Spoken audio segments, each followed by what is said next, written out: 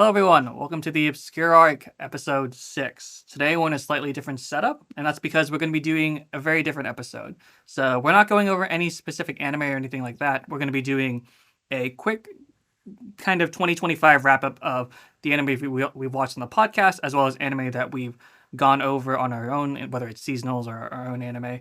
We're going to be doing a tier list of all the ones that we saw, as well as creating our MyAnimeList account. So, that's going to be interesting to what we disagree on. We discussed some stuff that we already disagree on, but hopefully we have enough of a consensus. Yeah, for sure. And I'd say like everyone does, whenever we agree too hard on like a placement or whatever, we can find the middle ground, whatever that accumulates to. Yeah, some mathematical equation of the Obscure Arc. Yep, exactly. So, but yeah, I'm excited. Kind of, It's been nice to have a month of like not watching. Like I will say, I've watched anime this month, but it's nice to not have the pressure of being like, I need to analyze this anime this month, and then this is the next anime, and it's just been a nice little relaxer. We slowed it down for this episode's gonna be coming out in January, but slowed it down for the end of the year for us, just so that we could kind of give ourselves some time to kind of recharge and get back at it. Yeah, for anyone curious, right now we're right around the holiday season, so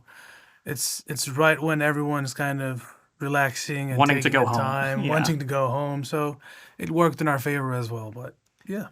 So first thing we're going to do is, like any good podcast, we're going to Ragebait our viewers with a tier list, primarily so that we have a visual, but also so that I don't know, tier list. I think tier lists get a lot of hate because it's like overly simplifying nuanced analysis, which is true. But I also think they're kind of fun to do, and I think that the main thing is that people misuse them a lot. But you'll see on screen now we got a nice little tier listy type. I don't know where it'll be. Editor Jared will know, but there will be a tier list kind of right here. And so we're going to be going over the shows that we've seen kind of in order, and we'll be placing them in these tiers. We have S tier, A+, A-, B+, B-, C, and D, just so that this will kind of correlate to our MyAnimeList ratings. But S tier is going to be like 9 and above. A+ is going to be like 8.5 and above. A- will be 8 and above, and then kind of so on and so forth. Basically, when it jumps a letter, it's 1. If it's plus or minus, it jumps 0.5.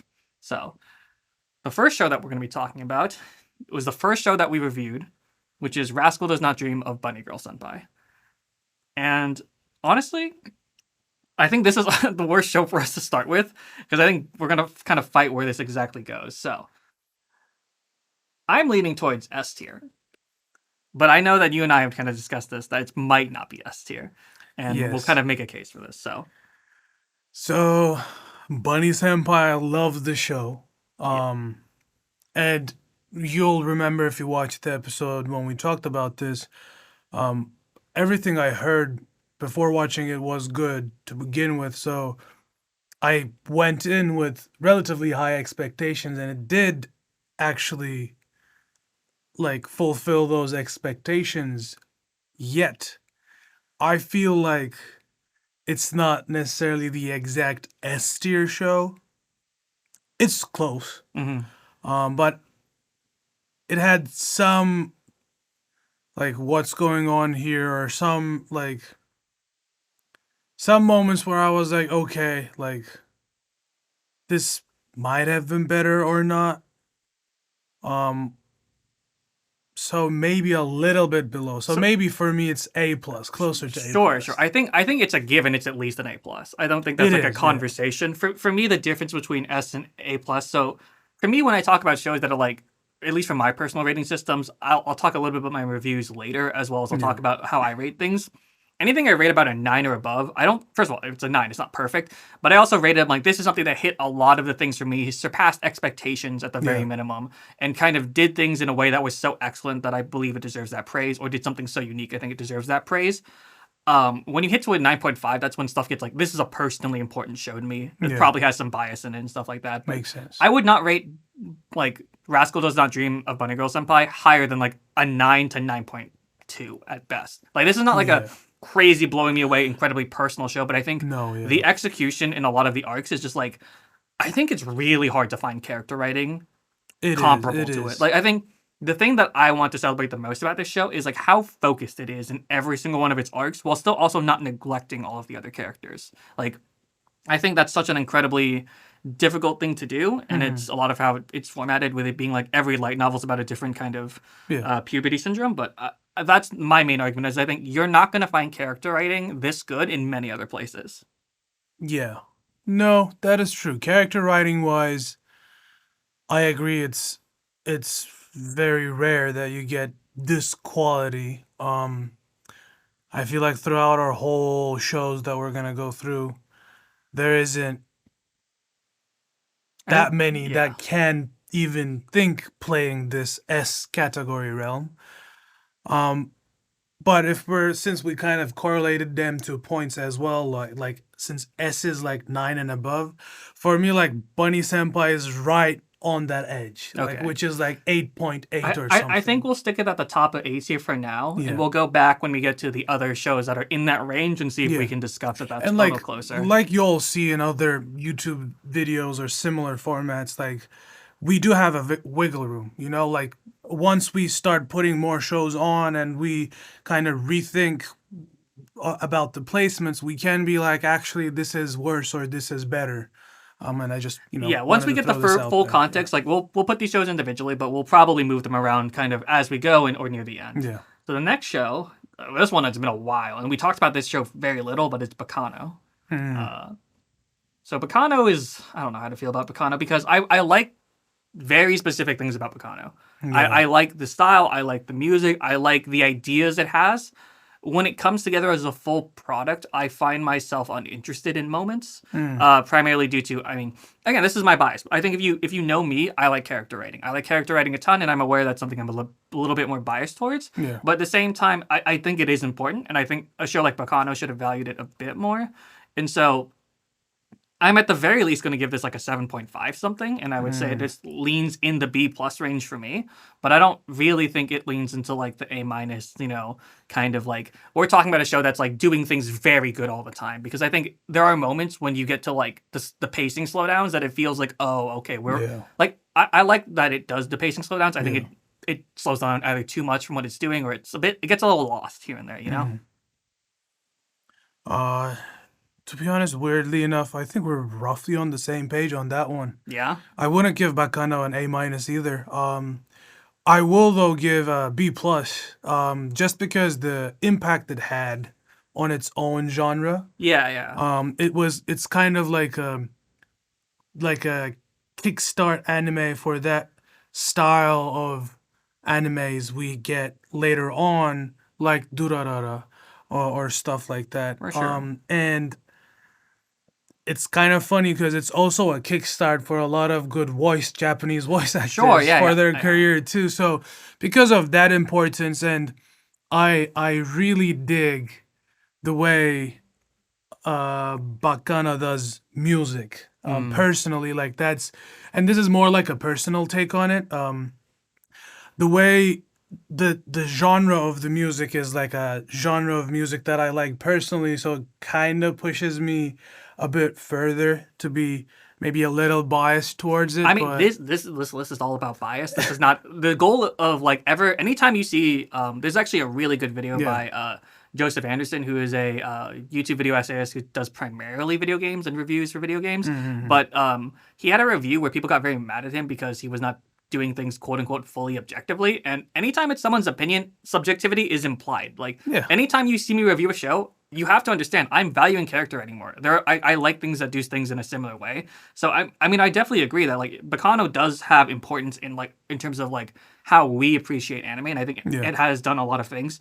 When I'm giving it a B plus, it's primarily due to like I don't think it has the execution of an 8. Like No, I it think it would be doesn't. Yeah. discrediting shows that has better execution. Like as many great ideas as it has, I think dismissing good execution and like writing it off as like because I simply don't think Brain Space did a good enough job on the animation, and I also think the art can be weak in moments, and I think that the music, while good, is not extensive enough Yeah. for as a show that it should have been. Like it was just the And music should have been more some extensive. like fight scenes are like feeling much more static than Mm-hmm. what they could be. Like there are certainly more than one elements to it that's keeping it under 8 for sure.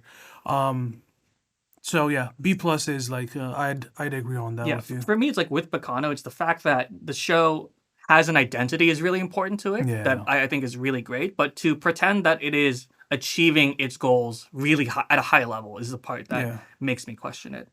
But it certainly does show its niche, you know. It's Uh, a yeah, goodish execution. I think it's Goodish. really Brainspace Yeah. dropped the ball. It's also like Brainspace not the biggest studio. It's also like Yeah. it's I believe it's from like light novels, so it's always a bit harder. Like again, you can cook more when you do that. Like we've had a discussion before, but I also think it is harder on a studio to like make up shots, you know, from like no reference. So again, I think it's a very important show, and I think that when we're talking about it being in B plus, it's on the higher end. Like that's very much an obvious point. And also want to point out, you will see some characters of these shows or cover art on the screen behind us. Oh yeah, you General, yeah, here and there. I should have so- done that. I just completely forgot. No, We planned this so- whole thing, and I'm just like, right, Bacano. So that was Bunny Senpai. This is Bacano. And now we have Orb. Let's go. I mean, this is the easiest one. Yeah. I mean, there's like two really easy ones, but this is going straight to S tier. And we're probably going to have more conversation later about whether this is the top of S tier or not the top of S tier. That's really it. That is yeah. I mean, it's like we've said it before, Orb is the reason we started this podcast. It's like It hard is, for us it to is. not praise this show. Even someone as me who is very character focused, who is a lot more influenced by emotional things and a lot more character driven storylines. Orb's ability to push you in like philosophical and religious ways is like there's not any other show that does that as well. Imagine this, like Jared had this show recommended by me and thought I had good taste in anime. So and then I found out, and then I found out what it actually was like. Like, No. and then I was like, "What did I get myself into?" Bro, I was Exactly. like, "Do you want to try this isekai?" I'm like, "No."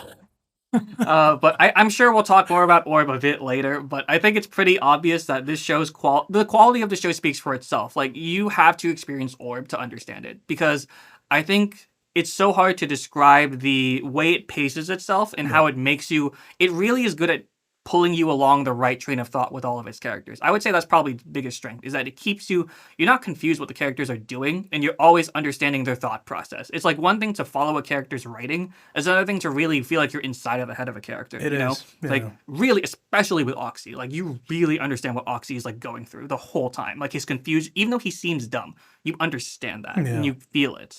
I'm gonna say it arc, but like throughout that arc where we basically observe Oxy and what his mindset is and what he's going through, like you are like literally being forced in a sense to acknowledge whatever thought process he's going through, and it's like so in your face, so intentionally placed, as well as like how do you say it, like dialogue wise they're always there and The intentionally dialogue is based, so clean, bro. like the conversations between characters, because it's not only like you watch Oxy and he's thinking this and there's this like inner monologue and it explains all of it. Like it's not that, it's like the dialogue between characters force you to comprehend what the heck is going on in his emotional and psychological world. Yeah, to me, I call that finesse in writing. When you have that Exactly. ability to pull so much out of a short conversation between characters, because in reality, when you have a character monologuing or having an internal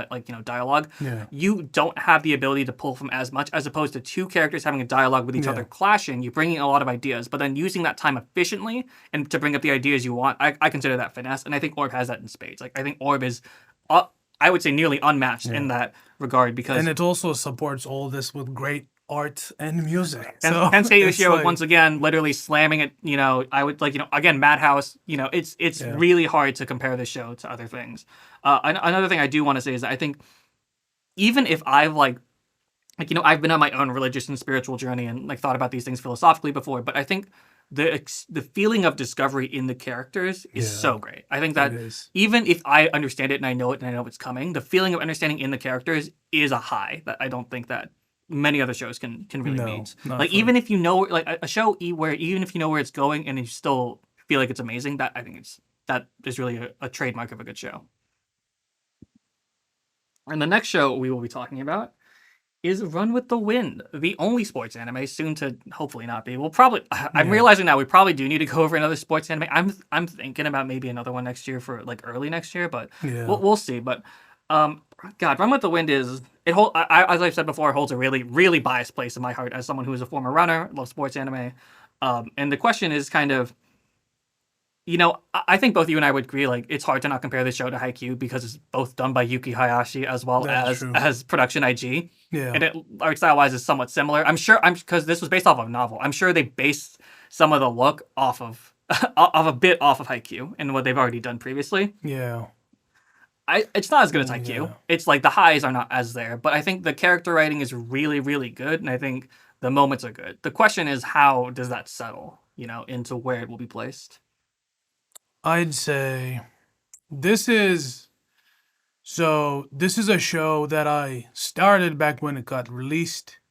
Didn't want to wait for the weekly episode, so stopped watching it, and then picked up on your recommendation. So, but I do still remember when I first picked it up, I was fairly intrigued by it. It's being a running anime, and it's being about like, uh, basically, I forget characters' names. Sorry for that. But Kakeru and Haiji. Those are the two Haiji, yeah, main. it's based on like Haiji rebuilding a team and Kakeru being the fuel for that. Like that was an interesting premise, even when I first encountered it. It is nicely executed. I wouldn't say necessarily masterful or Sure. anything like that, but important moments are still well presented. Some interactions are weird, and there are some like holes for like specific character arcs or Mhm. moments. But I'd say it's for me it wouldn't be able to go A. I know that. Really? Not go A? Not even A Yeah, minus? maybe A minus. I'd A minus was It the was like an H 8. equivalent. Yeah, an 8. Yeah. Really? I thought this Mm. whole time you were talking in the context of it being like around an 8.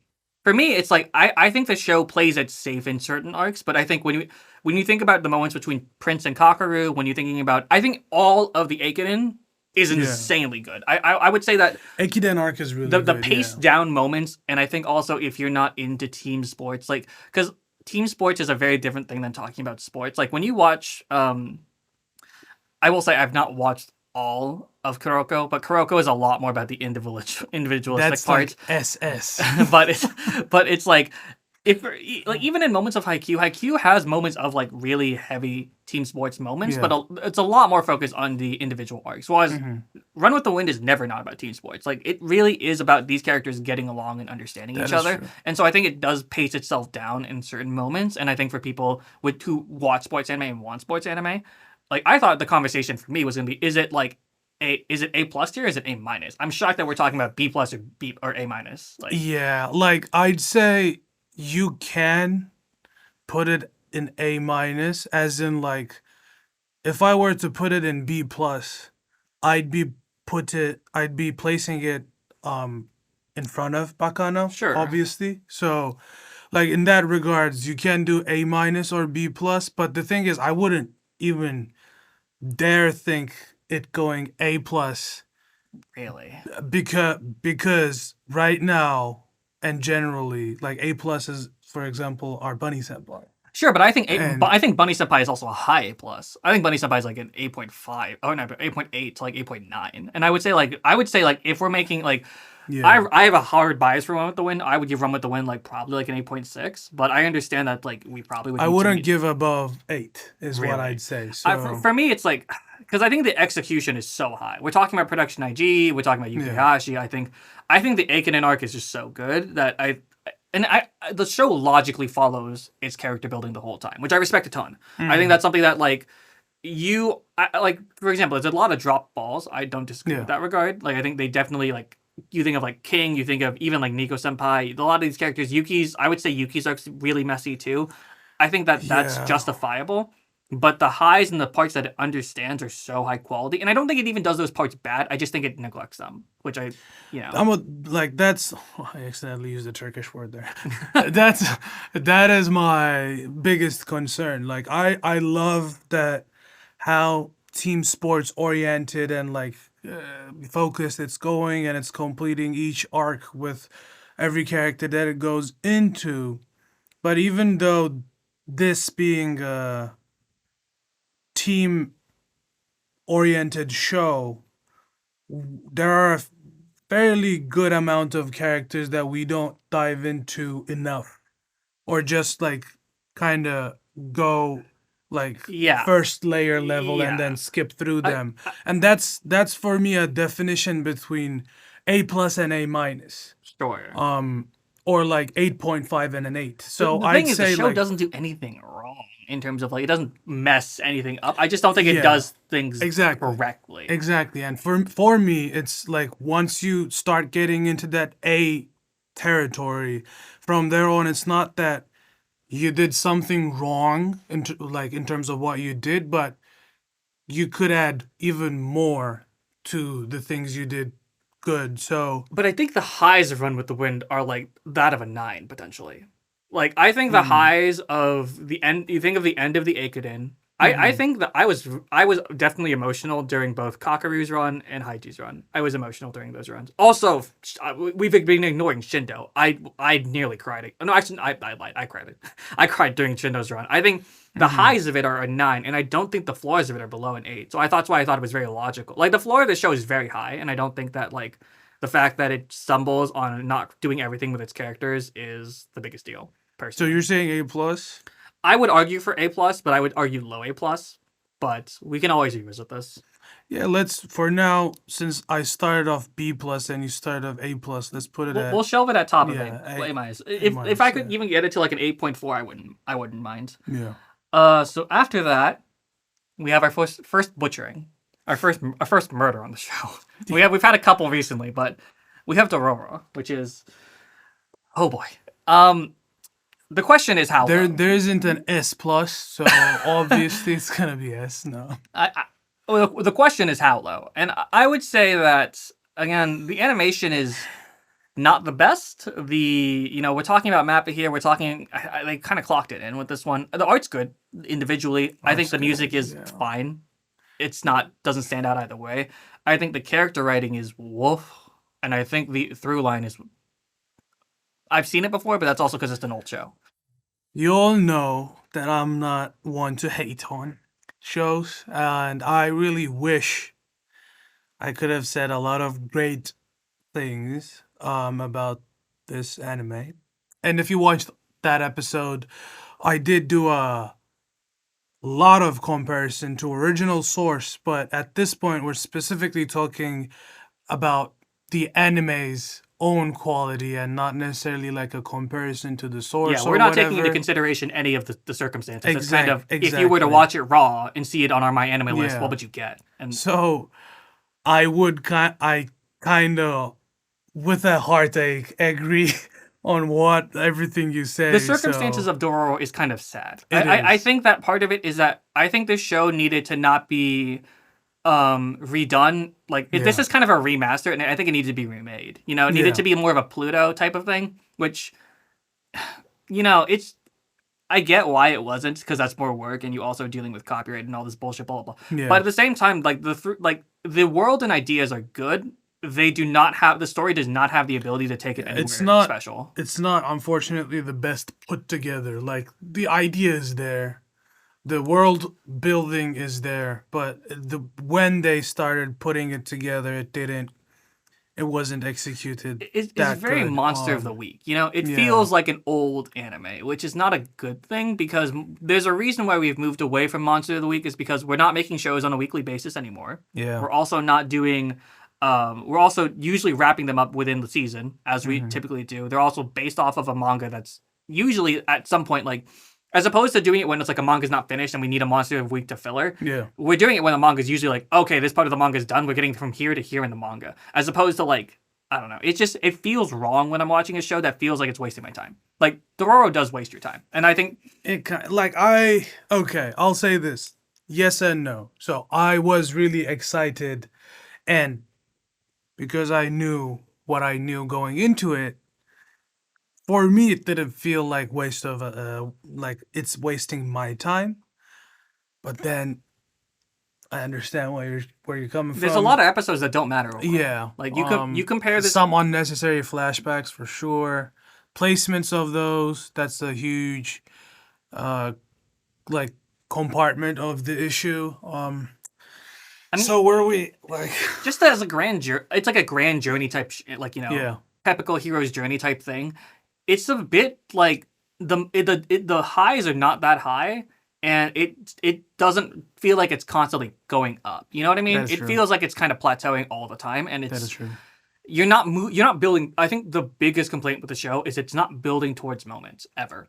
It's Yeah. always just dealing with what's right in front of Dororo, That is and it's true. like I think Dororo himself is insanely reactionary. Or Hyakimaru, why did I say Dororo? Hyakimaru, Hyakimaru is yeah. very reactionary. So that's why I'm not like Dororo is like, he's the kid, or she. I'm sure she is probably more correct, but she is like kind of just there and is reacting to, like, it's like two reactionary characters to the world around them and how they explore. And I don't think that there's intention behind their character, which is why I'm like, eh. To be fair, I don't think it's the worst show that we've reviewed, and I don't think it's so terrible. Like I'm not offended by this show. I'm just like annoyed at it. No, offended I wouldn't be either. Though in my case there's really very few shows that I would be anyways, but We'll talk about them one day. yeah, probably. But that being said, yeah, I'd say C. I'd say C. I don't think Yeah. it deserves a D tier. I feel like D is too harsh for what it is, as in Yeah. like what it stands for as well. But yeah, it can't.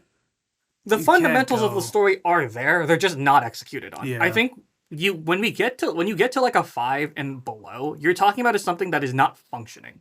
And I think Dororo is functioning. It's just very Not boring, very and it's well, not very yeah. interesting. So I think at the very minimum, it's a 6, but I don't think it's much higher than a 6. No, yeah, I agree. Even if there were other shows in the C tier, which I don't think is going to be a ton, I don't think it would be very high in C tier. So No, yeah. Yeah, That's- 6 makes like we'll find good it. sense. We'll for figure it, out the yeah. details when we rate it, but I don't think it's much higher than a 6. It's somewhere within the 6 range. Yeah. So after that, we have Akira, and this one is going to be weird because 11. No.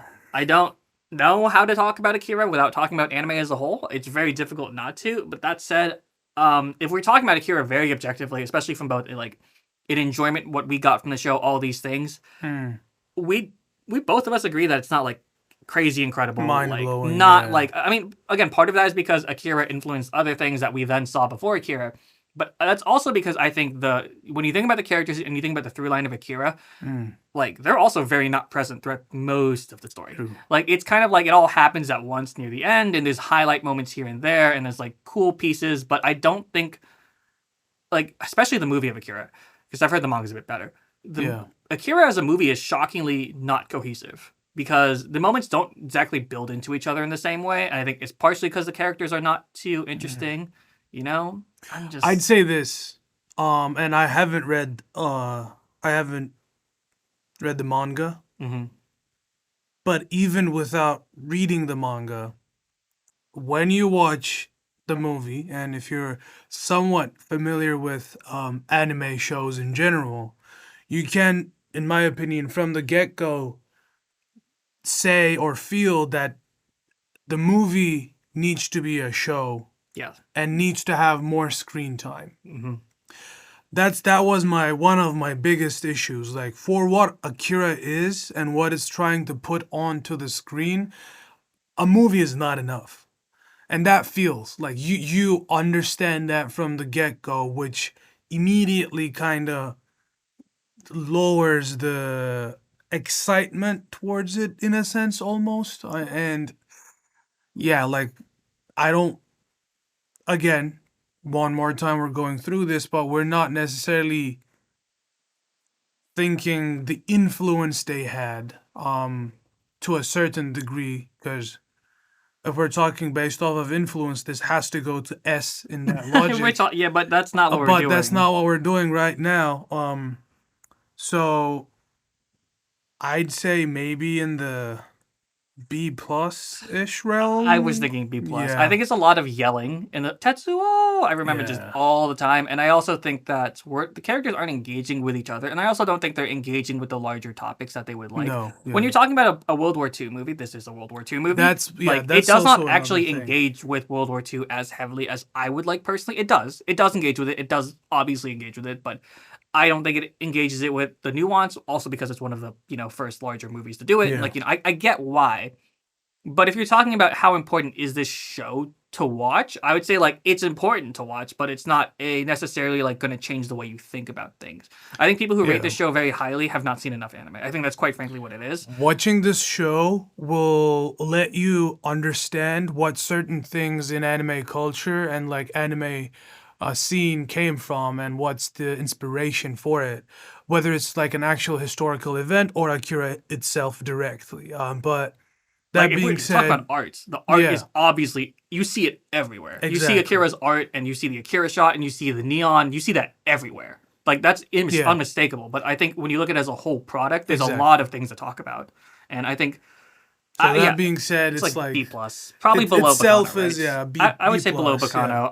I don't think much below Bacano. I think we're talking within the range of like a 7.7, but we'll find Yeah, like details later. if it's points, you can literally put them on the same range. Maybe like you could say, for example, 7776, and it would be like Yeah, I don't. They're both like whatever. not. Like They're not like at the bottom of B yeah, no, plus no, no, tier, but no, they're no, no. definitely not like they both have such large execution errors that I can't put them in A plus or Yeah, A or A minus tier. Like I just can't. But we'll get into the finer details later. And now is the time we get to our actual conversation. This is probably the part that will take a while. I don't know. I could be wrong, but 86. hmm. And we know my bias. I don't think there's any question that I'm rating this show very highly. I think this is a very easy S tier. I don't think there's much more to that. The question is in relation to Orb, is the real deal. Hmm. Yeah, I certainly agree. I feel like this is an S tier as well. Um, Like we were saying, we were talking about Bunny Girl Senpai's characters, and we were like, oh, there's maybe a few. Yeah, 86 was the other yeah, show no, that could deal with the character writing yeah. at a similar level. Like we were when we were discussing this format for this episode. From the get go, I said like I feel like we got two guaranteed S tiers, Yeah. and Jared was like, "Yeah, Orb and 86," which I totally agree. And I actually do think it's in that order. But uh, Okay. Okay. Yeah. Sure. shots fired. Sure. I don't. The thing is, Yeah, I don't think that's a bad opinion to have. I yeah, just don't agree with it. That's the only yeah, thing. I yeah, think for for sure. me personally, when I again, this comes to my biases. 86 is incredibly character driven, as well as Yeah, also I am a big fan of shows that deal with war and tragedy in the way that it goes about it in 86. Like I think a great way to describe 86 is I've watched so many other shows that 86 is similar to try to do what 86 does even before 86 came out, and I was disappointed or not fulfilled. 86 fulfilled my wishes for this type of show in a way that I don't think many other shows have done mm, before. Like when it comes down to, I think first of all, I think maybe in terms of production value, I think this is probably the best produced show.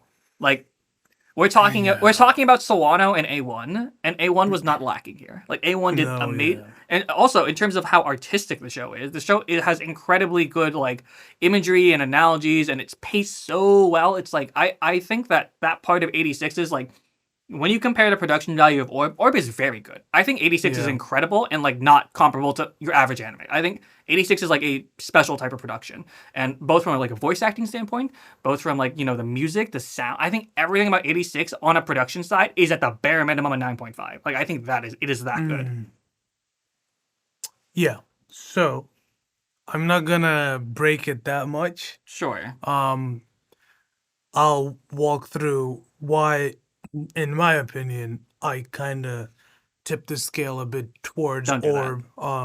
What this? Yeah, Tipping the scale? 6, 7. 6, 7? Yeah, It's not a 6 or a 7. It's 8 or a 6. yeah, yeah. It was really dumb. I'm sorry. You're good. But what my logic is, what I personally like the way you tell a story. Sure. Um, and nothing based off of production quality. Because watching 86, I I literally remember coming into the shift next day, looking at you, and then, dude, they made like a moment where you see, The Anju in the background yeah, shot. Yeah. Anju in the background to kind of show us what it could have been, and Yeah. kind of hit us with that harsh reality, stuff like that. It blew me away in 86. So much so that I still remember that scene, even in three, Because four even months even after not, it. not Yeah, even just that shot. That's a very good scene with both Theo yeah, and Anju being human characters who are exactly. like, what do we do now? You know? But stuff like that, it's really crazy. Like any praise you can throw at 86, it's gonna stick. That's valid. Though I personally always prefer. I feel like for different aspects of detail, I feel like Orb is on that level. Music, I love both. I actually do enjoy Orb's music really much. Mm-hmm. As much as 86. I will say overall soundtrack quality 86 is better, Mm-hmm. for sure. Um, but the way I watch the story unfold in Orb, and I usually also like when I watch more philosophically addressed stories in a way like this, I kind of feel more inclined toward that Yeah. rather than something like 86. Not that it's bad. It's I mean, just it's these your are what your bias so, is. yeah, They're very literally. different shows. Like Exactly. they're when you cannot compare these. Like even though like we're debating that we would, it's very difficult to honest to God It compare these is, shows yeah. in a way that makes sense. Like Because it's like genres are different. The style of storytelling is drastically different. Like both soundtracks are really good, but the way the soundtracks are built around the story is different. Like every small detail, like the only common thing between these two shows are that they're both animes, basically. honestly, that's pretty accurate. I would say that there's a lot of dealing with suffering in the human Yeah, condition, but exactly. that's like most storytelling in general. But that's yeah, they're So very different stories. that's why, like, for me, at the end, it boils down to which type of storytelling you prefer, since these are both really masterful ones. So for me, it's Orb. For you, it's 86. So I I'd say would like I will say placing them yeah, together, they're probably about yeah, at the exact same. My only thing is that I think 86's production is so high quality. The difference between 86's storytelling and Orb storytelling is 86 is like a lot of shows you've seen. I don't think Orb there's nothing like Orb. Orb is a very special show for that yeah, regard. But I think 86 is doing a very good story incredibly well, and it has very good character moments that I'm like yeah. really biased towards. And it's I think for me also the individual moments of 86 are Hmm. very, very, very, very high. And so that for me really sticks out a ton. When I think a Yeah. moment can really stick in your mind and kind of shape how you feel about something. That said, I wouldn't really like I think that they're probably both like I like my in terms of if I were to put numbers to this, Mm. I'd give like 86 a 9.5 and I'd give Orb like a 9.3 or a 9.4. They're not much different. I would just rate 86 Yeah. higher. I don't think there's much to it. We'll put them in the same tier. For your sake, so that you don't get mad at me, I will put 86 below. But I mean, Nah. we'll rate them and we'll probably both be like 9.4 or 9.5 or 9.3 or something Yeah. like that. I think that these No, I shows feel are like super similar. we're exactly. Like at the end of the day, again, the whole big thing is it's like we could make rage bait content and like complain and argue, but like in reality, if you want to have a nuanced conversation, we have different biases. These are different shows. Yeah. We're different people. And like It, different yeah. stuff resonates differently with us, and this goes for a lot of Yeah, shows. and part So of it is like this type of show. When you see this type of stuff now, and you look at my anime list, now you understand the type of things that resonate with both of us because it's like if I like a show a lot, you'll understand why it's good, as opposed to yeah, just being like, oh, it's good, but you don't really understand why it's good. I think that's my least favorite thing is when I see someone who yeah, has like an opinion on something, and I'm like, but I don't know what they like, and I don't know what that means when they say they like something, yeah. and I'm probably gonna do some piece of content about that at some point. But yeah, that's what my opinion is. So, with all that being said, all this high praise, let's get to disappointment, but not in a bad disappointment, but just it's like a small Let down. sorrow, a letdown, and that's Noragami. And Noragami is a show. I think more than any other show, I wanted to like more than I did. I really wanted to like Noragami more than He's I about to cry. did. That said, Noragami, like, it stumbles a ton. It's does. messy. It It is. Oh, it's. I think it's partially because it is a product of its time, kind of stuck between the late aughts and early tens of anime, where it's like zillennials. yeah, it's in a very awkward time where it does like millennial anime type things, but it also is trying to pick up on new type of storytelling convention. And it's just not there. It's Yeah. really not at the peak it needs to be at, considering that the concept is really good.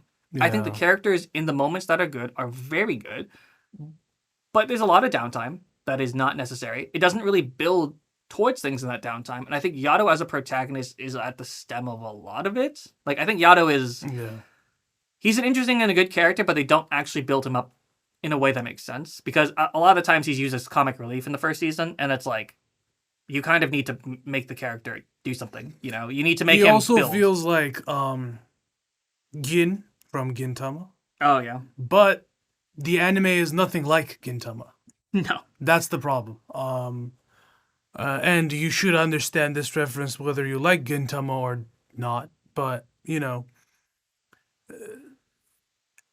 and later on, like in certain aspects, it gets better, but it never reaches to that point where you're like, oh, like, yes, finally we're only gonna get better and higher quality stuff here on out. Like, you never get that feeling. It never fixes the problems at the core of the story. Yeah. It never, like, I think Hiyori as a main character she's, you know, kind of shoujo main character who doesn't have a main motive or main action other than I really care about you and I want to take care of you and I want to fix you. And I think that is always a difficult thing to work with when I think your other characters aren't as strong. The classic I can fix you. Yeah, it's very much like I'm going to fix you, I'll be your savior. But I think Yuki's a phenomenal character. I just think he is in a story that doesn't reward him as much, because I think a lot of his arc happens at once. And I think him and Yato have a good, like, they have a good, like, chemistry as in, like, the writing, but they don't have, maybe it's like their dialogue, but their writing itself doesn't really resonate with each other. Like, it doesn't. Yuki is a dick, so. They're both dicks. Yato is not a good master. He is that not is true, like. That is true. Yeah. And I think a lot of the times the show is about, like, you know, the god and the regalia and that relationship, because I think Kazuma and Bisha are, like, also pretty. I think Bisha's a bit overwritten here and there, but I think Kazuma's, like, as I said in the show, is, like, probably my second favorite character.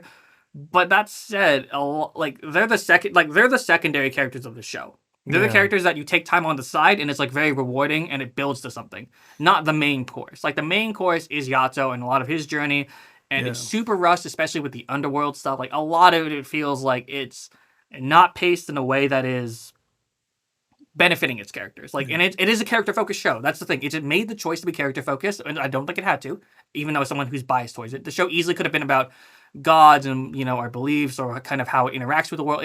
But it's about Yato. The show is about Yato very clearly, and it's very clearly about, like, the other gods interacting with him. So I think it needed to understand that. Like, the thing is, at the end of season 2, you know, unfortunately the show basically got canceled, but, like, I felt something, you know. I felt something. That's the problem. That's the problem with the show. At the end of season 2, you're like, oh, this is gonna get real good. And then, like the classic drama we all experience at least once, you learn that it's not going on. But that being said, like, I kind of agree.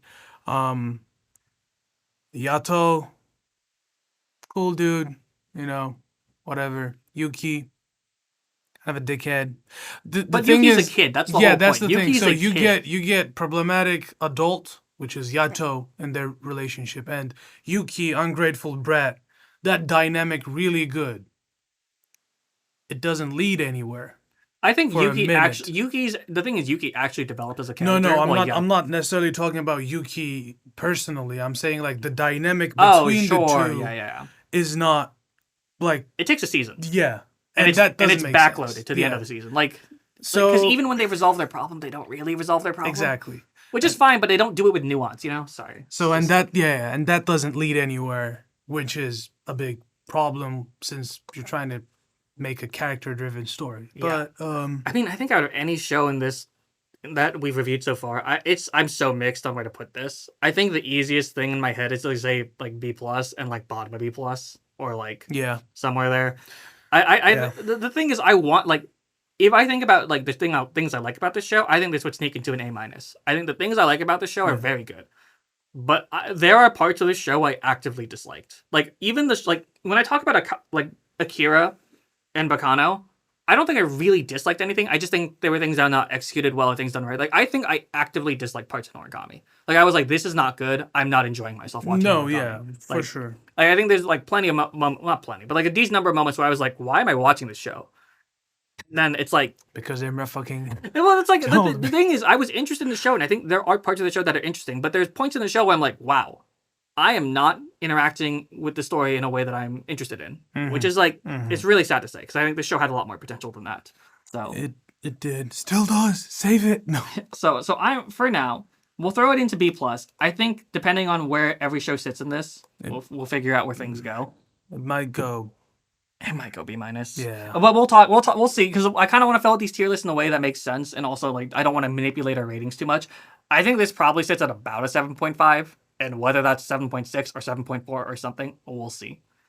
That said, the show after this is going to be Tatami Galaxy. Let's go. The best movie we've ever watched so far. Yeah.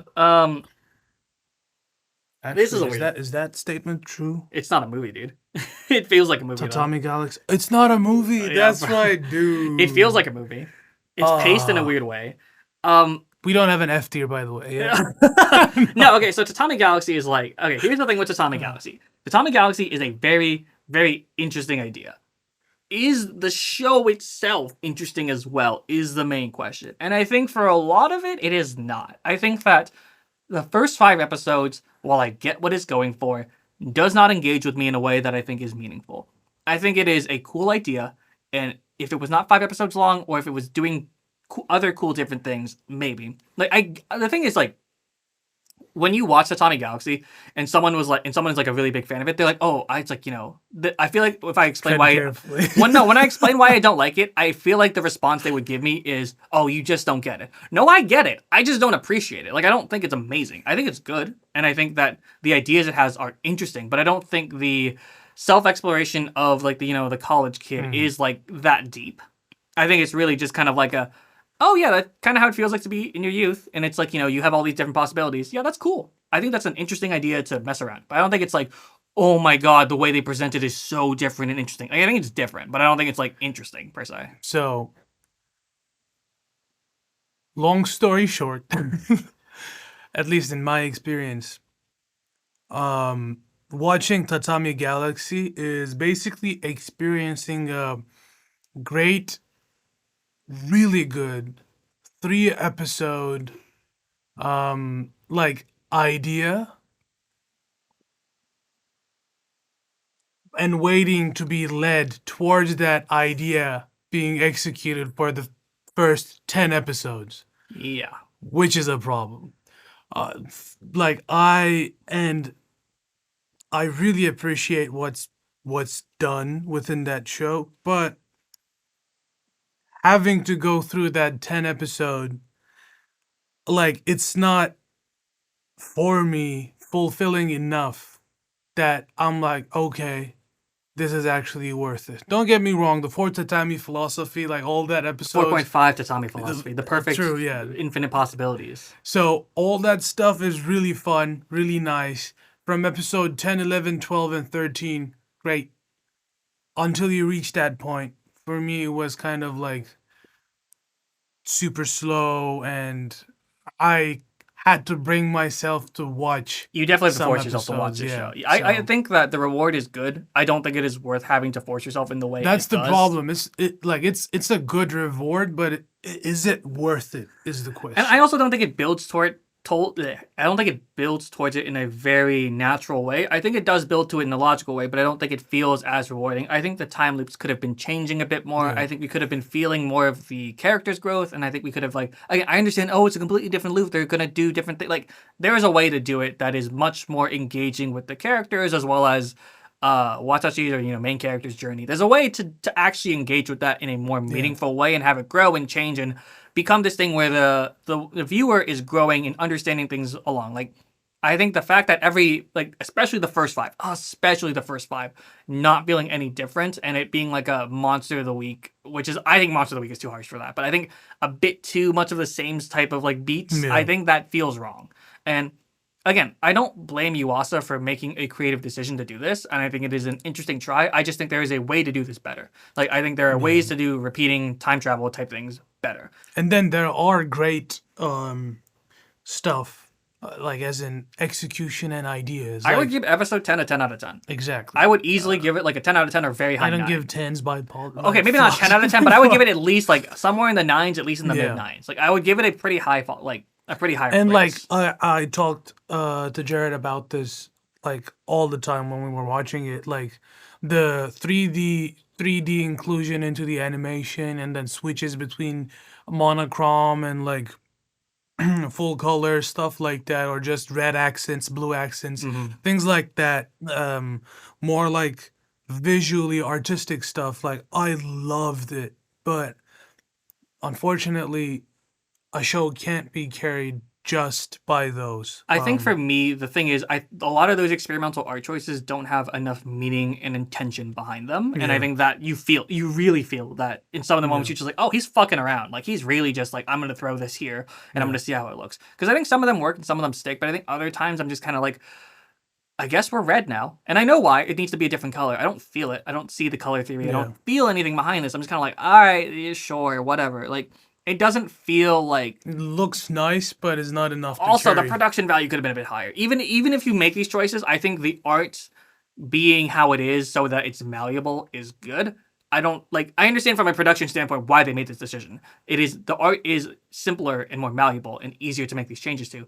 That said, if you're going to make these artistic decisions, I feel like shouldn't you invest into it a bit more than this? Like from a production standpoint, I'm sure it made it much easier.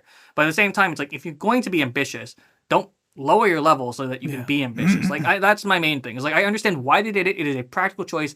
I don't think it paid off to like. There are times where you can get away with lowering the level, and I think they lowered the level too much in terms of. I think that while sure, yes, it is a cartoony, artistic, and like creative choice, I think it does not actually match certain parts of the story, and I don't think it also is making the artistic changes that high of a level, because when you change something in the way that they do, I don't think it resonates in the same way. Like I don't know. There's just so many things I'm uncertain about how if I enjoyed it or not with the show. And when you are talking about a show like that, it's really hard to care about. Because like I have certain things I do specifically like about it, but there's so many things where it's like if I recommend the show to someone, I don't think they'll like these sections, and I don't think they're terrible. I just don't think they're worthy of praise that people might give the show. If I recommended this show to someone, they would be like, "Why did you recommend me this?" Yeah, I'd be like, wait until episode 10. Exactly. So many times. Like you would have to recommend it in a specific way. Like you should basically give a warning shot. Yes. Of what's coming up. There has to be a disclaimer about what you are watching with this type of show, because it is very atypical, which is not a bad thing, and I think it also can be a very good thing. But I don't think it has its niche too. I don't think it uses its atypical nature as a strength. Yeah. Until episode 10, and even then, I don't think the payoff is worth it. So that said, actually, I have no idea where we're putting this. I was thinking B+, because that's where my brain leads to. Because I think the ideas are too cool to not introduce at a higher level.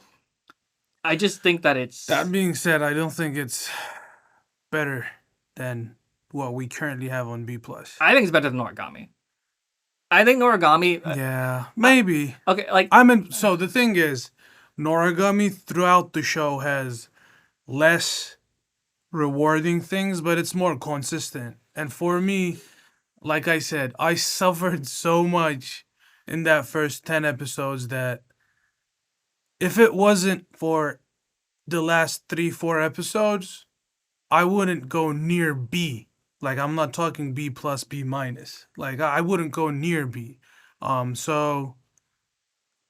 But you know, that's my personal taste. I think I was annoyed at Tatami Galaxy. I don't think I ever disliked Tatami Galaxy per se. I think it was difficult, and it was like I saw the vision and I got it, and I was like, I don't agree with it. But I don't think I ever disliked anything in the same way I dislike things in Origami. So that's why I'm leaning a bit more towards, no, I'll give it, that's my main thing. Yeah, no, So, I get that. I think for now, I personally want Tatami Galaxy higher than Origami, just solely due to the fact that I think Origami messes up so bad. I think Origami makes mistakes that are not okay. Whereas I think Tatami Galaxy is making choices that are incorrect or I don't agree with, and that's fine. At least it has a bigger payoff,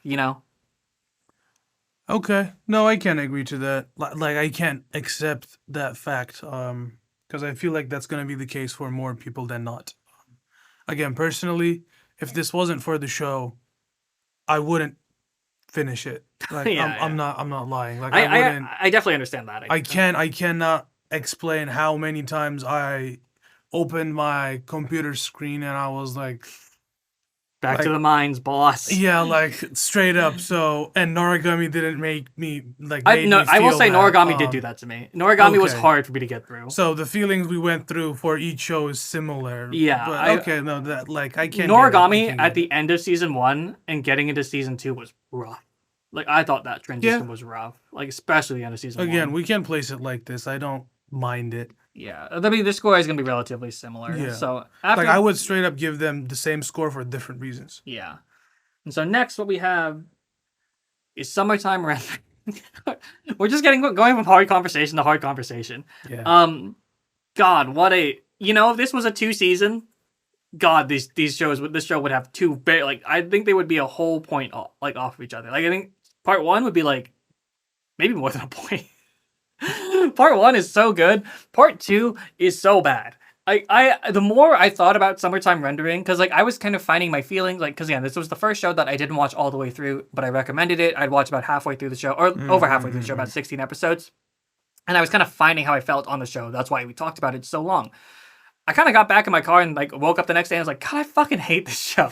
Like I was so mad at so many things with the show, not because it's bad, but because again, it's similar to Noragami, but it's like the difference between Noragami is Noragami's fucking up in a kind of like a oops, slipping and sliding. I'm making mistakes, my bad. Like Summertime Rendering is making active choices that are bad, that I truly believe are not. Yeah, it owns it. Yes, it owns it has the identity of it. It's not messing up. It's not an execution thing. It's not a writing. It's more like this is what I am, and you like it or you don't. I don't care. And Noragami, like I wish I could be this. If we're talking about like the friend that you want to like look up and like try to help out and be like better for, it's like the one friend who keeps slipping into a bad habit, right? And it's like they know better, they definitely know better, they're trying or whatever. And there's a difference between like that and a friend who is a good friend and then goes to being a bad friend, and it's like a way more like jarring feeling of like I hate you now, and I'm just like, man, bro, what are you doing? I really want to like Summertime Rendering, I really did, but I think like it. Man, I think the ending is so weak, dude. The ending is so weak. The ending was made, I can tell you this, the ending was made to please as many people as they could while playing it safe. Oh, it was so, well, the thing is, and then the random World War II reference. The World War II with the fighter. You know what? Just because how much I laughed when that scene like started like that, I actually like that. Okay, so my biggest complaint is I like Ushio as a character. I really do. Mm-hmm. But I hate how she functions in the story. It pisses me off so much. I hate when it's like, because it's also like almost like a shonen type thing where a character becomes the answer to the plot. I hate that. I hate that Shin doesn't have agency. I really, really, really hate that. Like, his whole thing is that he's making decisions, but bro, he does nothing. Like, I will say, I think that's the thing. Shin's writing is so inconsistent with what they want him to do and what he actually does. That pisses me off so much. Like, yeah, my biggest issue was him whining about wanting to be strong and actually not getting an ounce stronger throughout the whole show. He's not even getting mentally stronger. He's just like, I don't know. It's so frustrating watching this show. Like, in terms of all the things that we watched, like this was the angriest I was probably, because I just think that the show had so many things it could do, and it was. Well, I'll talk about the other. This is a different type of anger. That's the best way I can put it. This is a different type of anger than the other one. That said, I think that Summertime Rendering is just making bad choices aggressively, and it's just like, yep, this is what we're doing now. And I'm just like, yep, Ushio is the elixir. Ushio solves everything. By the way, it's like, oh, fucking, what's his, God, I need to remember his name. Fucking, oh, I will pull it up right now. But the fucking forearms guy is now the main villain. Oh, Shido. Shido? I believe it's Shido, right? I'm not crazy. Yeah, Shidehiko. Yeah, Shido. Shido's the main villain, and Heine is just she's a poor little baby. She's not done anything wrong. You know, she's a little baby. She did nothing wrong. I think that part pissed me off so much because I'm like, I think Heine as a character could have been more interesting, and I think Shido as a character is inherently uninteresting, and I don't know why they then decided to try to redeem Heine and then make Shido this, I'm the biggest evil and I'm doing everything for selfish reasons. I'm like, okay, I think we kind of knew that. And I think that Heine's like not interesting. I'll just say Heine's not interesting. I don't care about Heine. Like I really don't. Heine is a sad story that is not explained well enough for us to care. Yeah. It's like I don't think her idea is bad. I think the way she's executed is like, yeah. Like my you could, God. like in a different world, you could really like sympathize with Heine and like actually care for the character. For me, like the amount of story or the way they did her story, like kind of gives you that feeling, but not too much. And that's a big problem when the show ends like it does. And again, I did laugh really good when we saw the World War II planes. That's not a good thing. That's not a point of praise, bro. Hey, if you made me laugh that hard, I'll give you a +1. But that being said, yeah, it is the wrong reason. Anytime you are laughing at something and not with it, that is a bad thing usually. That's usually not the idea that you want. So that being said, I still, disregarding the ending part, enjoyed the show. The shift was unexpected. It certainly was not towards its strong or strong suits or like its strengths, I guess, to the show's strengths. Mm-hmm.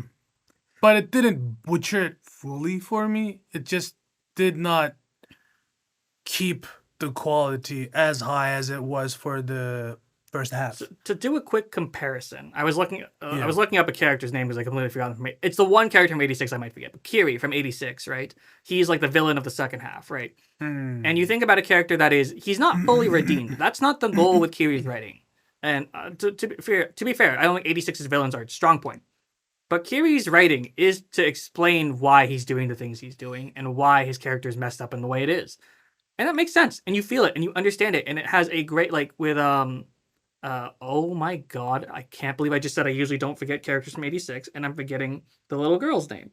Wow. How turn the tables. Yeah, well, I will, yeah, wow, holy shit. Frederica. I didn't even see it, I swear.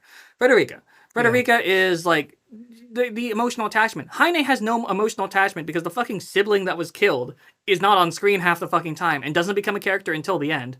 And it's like the pacing is, I think the pacing is probably the real biggest thing. Like I can complain about the character writing all this much, but dude, compare what happens in part 1 to part 2. Nothing happens in part 2. Like literally it's just like they prepare, they fight, the fight takes 10 minutes and then they prepare again. And that's it. And it's like, I don't think the fights are interesting. I don't think that the way that they interact with the time traveling is very intriguing. It's just like, because it's like the show sets itself up so well, and then to see it do nothing with it, it's like, oh man, what are you doing? You know, and to me that's just frustrating. I think that when you look at the show for what it is actually, it's very frustrating. I'm leaning towards like a B- legitimately for this show, and I know that might sound harsh. I just think that you can't mis-execute this much of the show. Like I think that you can't actively be hindering your characters this much. Like nothing like when we talked about other shows and their moments. Every single one of the moments in this show is in the first half. There's not a single moment in the second half, and that inherently, usually moments in the first half of a show are going to be weaker because they're less built up to, and they're less like anticipated and like big things you feel. So the fact that none of the moments are in the second half means that while the moments in the first half are good, dear God, do they pale in comparison to like I felt bigger things in Noragami. Tatami Galaxy was way bigger. Like Jesus Christ, Bacano even has moments that I cared about more. And I'm just like, how is this happening with a show that I would have easily, if you show me the first half, I'm like, that's at least an 8. I Yeah, think the at show is. least by the way, yeah. I think it's definitely at least an 8. I think the show is scraping by a 7 something. That is. I know that sounds harsh, but I mean, if you No, really but I think about kind it, of like. If you think about the second half, like it's inexcusable, bro. as high level as first half is, second half is low. Hmm. That's the problem. And I kind of do agree. Like I would. There's not a moment in the show that really Yeah, sticks with exactly. you. That's my problem. Like Because I'm trying to, because right now, for example, I'm trying to search for like a moment in my head that would push this show into B plus. But like the production value is good, the music is good, it but is when you good. But really like think it's about the not moments that stick with you, exactly. that make a show, you remember the first half's pacing, because the Yeah, pacing in the first half is interesting, it's it cool, the is. ideas are great, it's constantly evolving. Like That is, we're yeah. talking about Atomic Galaxy not evolving. This show is constantly evolving, and then hits a brick wall, and it's like, what is That's the happening, problem. bro? Yeah, It's like, that's the problem. Like the pacing, the intentional changes in that, like all of it is great until you hit that halfway mark, and now it just becomes this desperate action show with some mystery involved in it, and you're like, why? Or why, but like the good parts are so obvious that you wouldn't go that route if you were chasing the success of the first yeah, half, basically. it almost feels like it changed writers. That's how Yeah. bad it is. So Um. yeah, B minus. Yeah. That's hard. That's Unfortunately, yeah. harsh, man. Like if it had one like great moment in second half, like I could easily put this in B plus because the first half is that good. Like all we needed was one more like good moment in second half, but it really doesn't give you that. No, we're talking about another show that was hard to watch near the end. And this was one of them. You really dread watching those last few episodes. But with that being said, again, another time where we see summertime rendering, I'm thinking it's going to be a few minutes, and it's not. I was like, man, we really just yap about this show. And another show we yapped about was Psychopaths. I do think this one's pretty straightforward, though. I think this is probably like either low A or high B plus, and I don't think there's really. I think it's really depends on how much you like the characters, because I think the world easily like one of the best worlds, Phenomenal. amazing world. But Phenomenal. the problem is that there are a lot of things with the characters that are a bit empty moments, and I think that the through line of the show is not as strong as it could be. I think the stuff with Nakashima is just kind of like, I mean, all right, I kind of knew this kind of plot line was going. You don't really Yeah. understand Makishima. Well, you do get to understand, but like you don't get to feel Makishima's presence in the story. He's kind of like I'm the villain, I will come in now type of thing. Yeah. And I think that there's holes in a lot of the main cast. But I would say because of the world, it's really kind of how much does the world carry it, you know? No, for sure. How much does the world carry it? Visuals, sound, and I'm not specifically talking music, though that's good, but the sound design for this basically original world they created, it's dude, it's beautiful to look at. Production Like, is amazing. it's crazy. It's and I'd say like even though there are holes in some character parts and like it kind of feels shallow in certain moments with characters' personalities and getting to know them in a sense. Um, the interactions when they interact with each other still feel really nice. Yeah, I think the show's fundamentals are still good. I just think Exactly. that when you like the show's fundamentals are good enough to support its ideas. However, Yeah. I think that the ability to go above and beyond what it did was there, and they did not capitalize on it very well. And I do wanna mention that because we mentioned this during the episode too. We're talking strictly based off of season one Mhm. of Psychopaths and not two, or all the seasons basically. Just probably doing it a favor from what I'm aware of. Yeah. So That being said, I would agree it's a A minus. yeah, it's like the type of thing where its high is so high in one regard, but it's like Yeah. its other parts are like kind of like if we remove the world, this is like easily like at best like a 7.5. Like if we Yeah. remove the world. But because the world is so important, so cool, and all this production value stuff is there. And that's the thing, yeah. So the thing with Psychopaths is that like it's not just it has a beautiful world. It plays a role. Yes. Like it's really important that that world is the way it is, and that's why it can lift the score that much for this show. Yeah, it's not like the thing is like when people talk about good worlds, especially when they talk about things like fantasy. For me, it's like Yeah. it's really like got like a ton of writing in it. Is usually what they mean, and that's not the reason why the world of Psychopaths is interesting. It's because of the fact that the world interacts with the characters in meaningful ways. There's ideas brought up. There's new problems. It's a scope to look at how we see our society. It's not just like it's a crazy good world. Look at this whole novel you can read about this world. Yeah. I'm like, that's not a good. That's just a detailed world. It's not a good world. Like Psychopaths' world engages with everything super well, and it has like a lot of things. It uses its like a time economy with it very well, because I think a worse show goes in detail. This is what your hue means, and this is blah blah blah. Let me show a 5-minute presentation on what this means. Like it is treating the audience like they're smart enough to actually understand and perceive the world and see it through the lens it needs to be seen through. Don't get us wrong. For certain things, you do get an explanation in one way or another, but for a lot of other things, you figure it out through characters engaging with the world around them. And that's not well executed in a lot of shows. Like, I'm not kidding. Like, a lot of shows actually kind of hit shallow with that. And Psychopaths is one of the better, if not like top tier executors of that ideology of characters engaging in a world. So I feel like with that, A minus is a. I think it's pretty fair. just I think it's like ranking, probably yeah. scraping into A minus, but I think it's an A Exactly, minus. yeah. Like I don't think it's like, is it better than Known with the Wind? No, dear God. I think that's not No, close to me yeah. personally, but I do think that it's like what it does is so important. And then it also, I'd say, like it gets into A minus as well because it's an anime original, and it shows us what anime originals. You feel it. You get to feel how cool. Like Psychopaths is probably the coolest show on this. Like That is true. If It's we're super going cool. factor, if we're Psychopaths 15 wins, years old and we're talking about the rule of cool, like, and you think that's legitimately a way to talk about media? No, yeah, it's like Psychopaths clears everything. But yeah. that said, we're gonna go on to our next one, which is This was an easier talk than we expected. yeah.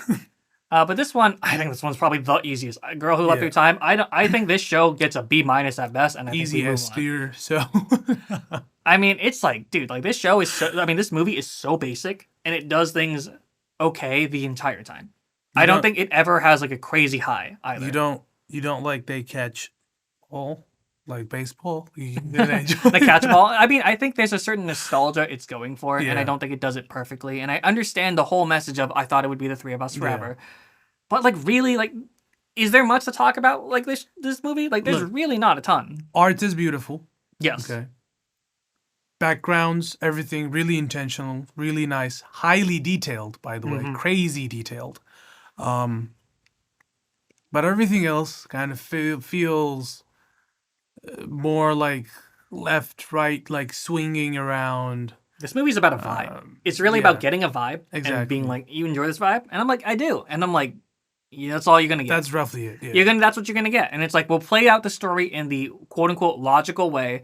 There's kind of had to be like, the climax, quote unquote, and the heartbreak and all that, and then, resolution had to be a certain way.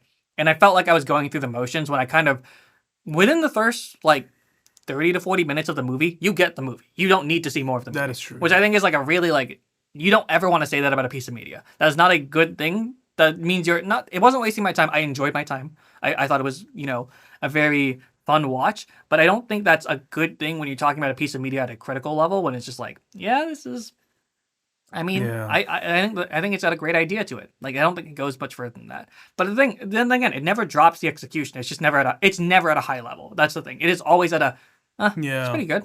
Like, I'd say the biggest thing, and I'm giving this example because it's the other movie that we talked about, like, aside Akira, obviously.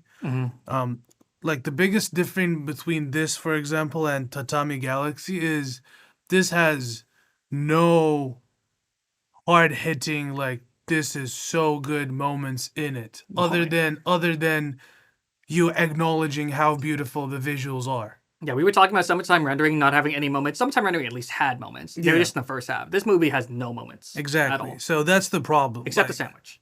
exactly. There was a The sandwich. sandwich. There is was a really good. sandwich, but And the backyard. I like and the that back. one too. I liked actually the hill run too. The hill run was a good little Yeah. like set piece. That is true, yeah. But like as you can hear us talking about Nothing that, about the story. It's the visuals. Has nothing to do with the story. Like I remember watching this movie and going to Jared and being like, I would live in that house. Yeah, And it's like fully visual. and I think also it's like I wouldn't even say the production value is that high. Like I would say like the art and like the art's very good. The animation is shoddy sometimes. Yeah. Sometimes, not all the time. Not all the time. I would say the music is forgettable. Not bad. Just I couldn't tell you any of the hums and beats or any of that sort. Music is like on this one a fully like filling in the gaps kind of Yeah. role. Like it's not necessarily trying to elevate the story or whatever. It's like it has to be there and it is there. Like Yeah, it feels like it's very much like a okay, cool. You got a passing grade and that's really it. Yeah. Or maybe better than passing, but nothing crazy. Like I couldn't tell you any of the songs from it. And then as well as also it's like I don't think I even think the voice acting is very fine. I think nothing Yeah. sticks out about this, and I think I would probably give it like literally a 7 out of 10. Like I don't think it does anything so bad that I'm like this is below a 7, but I don't think it deserves anything above a 7. So that's why I would kind of just leaning towards B minus. Yeah. Makes sense. And it's pretty straightforward. And this one that's coming up next, Licorice Recoil. This one is going to be probably a bit weird because Yeah. we're talking about production value. We're talking about A1. We're talking about amazing music. It's amazing animation. All this stuff, great. And I think the story is very simple, and I think the characters are very simple. I just think the execution is super high, and I think there are moments in the show, and I think that's something we've been focusing a lot on is moments. And so for me, I really want to rate Rico highly, but I would understand if like I personally have such a high rating of Rico, but I understand why it might be lower. Like I think Rico is such an interesting show when you talk about terrorism, you're talking about kind of public safety, you're talking about some of the emotional arcs that they go through, talent related to Chisato, and talking about places of belonging for Takina. I think there's a lot of very interesting things with that, but I understand that it's not. I think we would talk about the show so differently if there was a season 2 because it sets up a lot of ideas. That is true, yeah.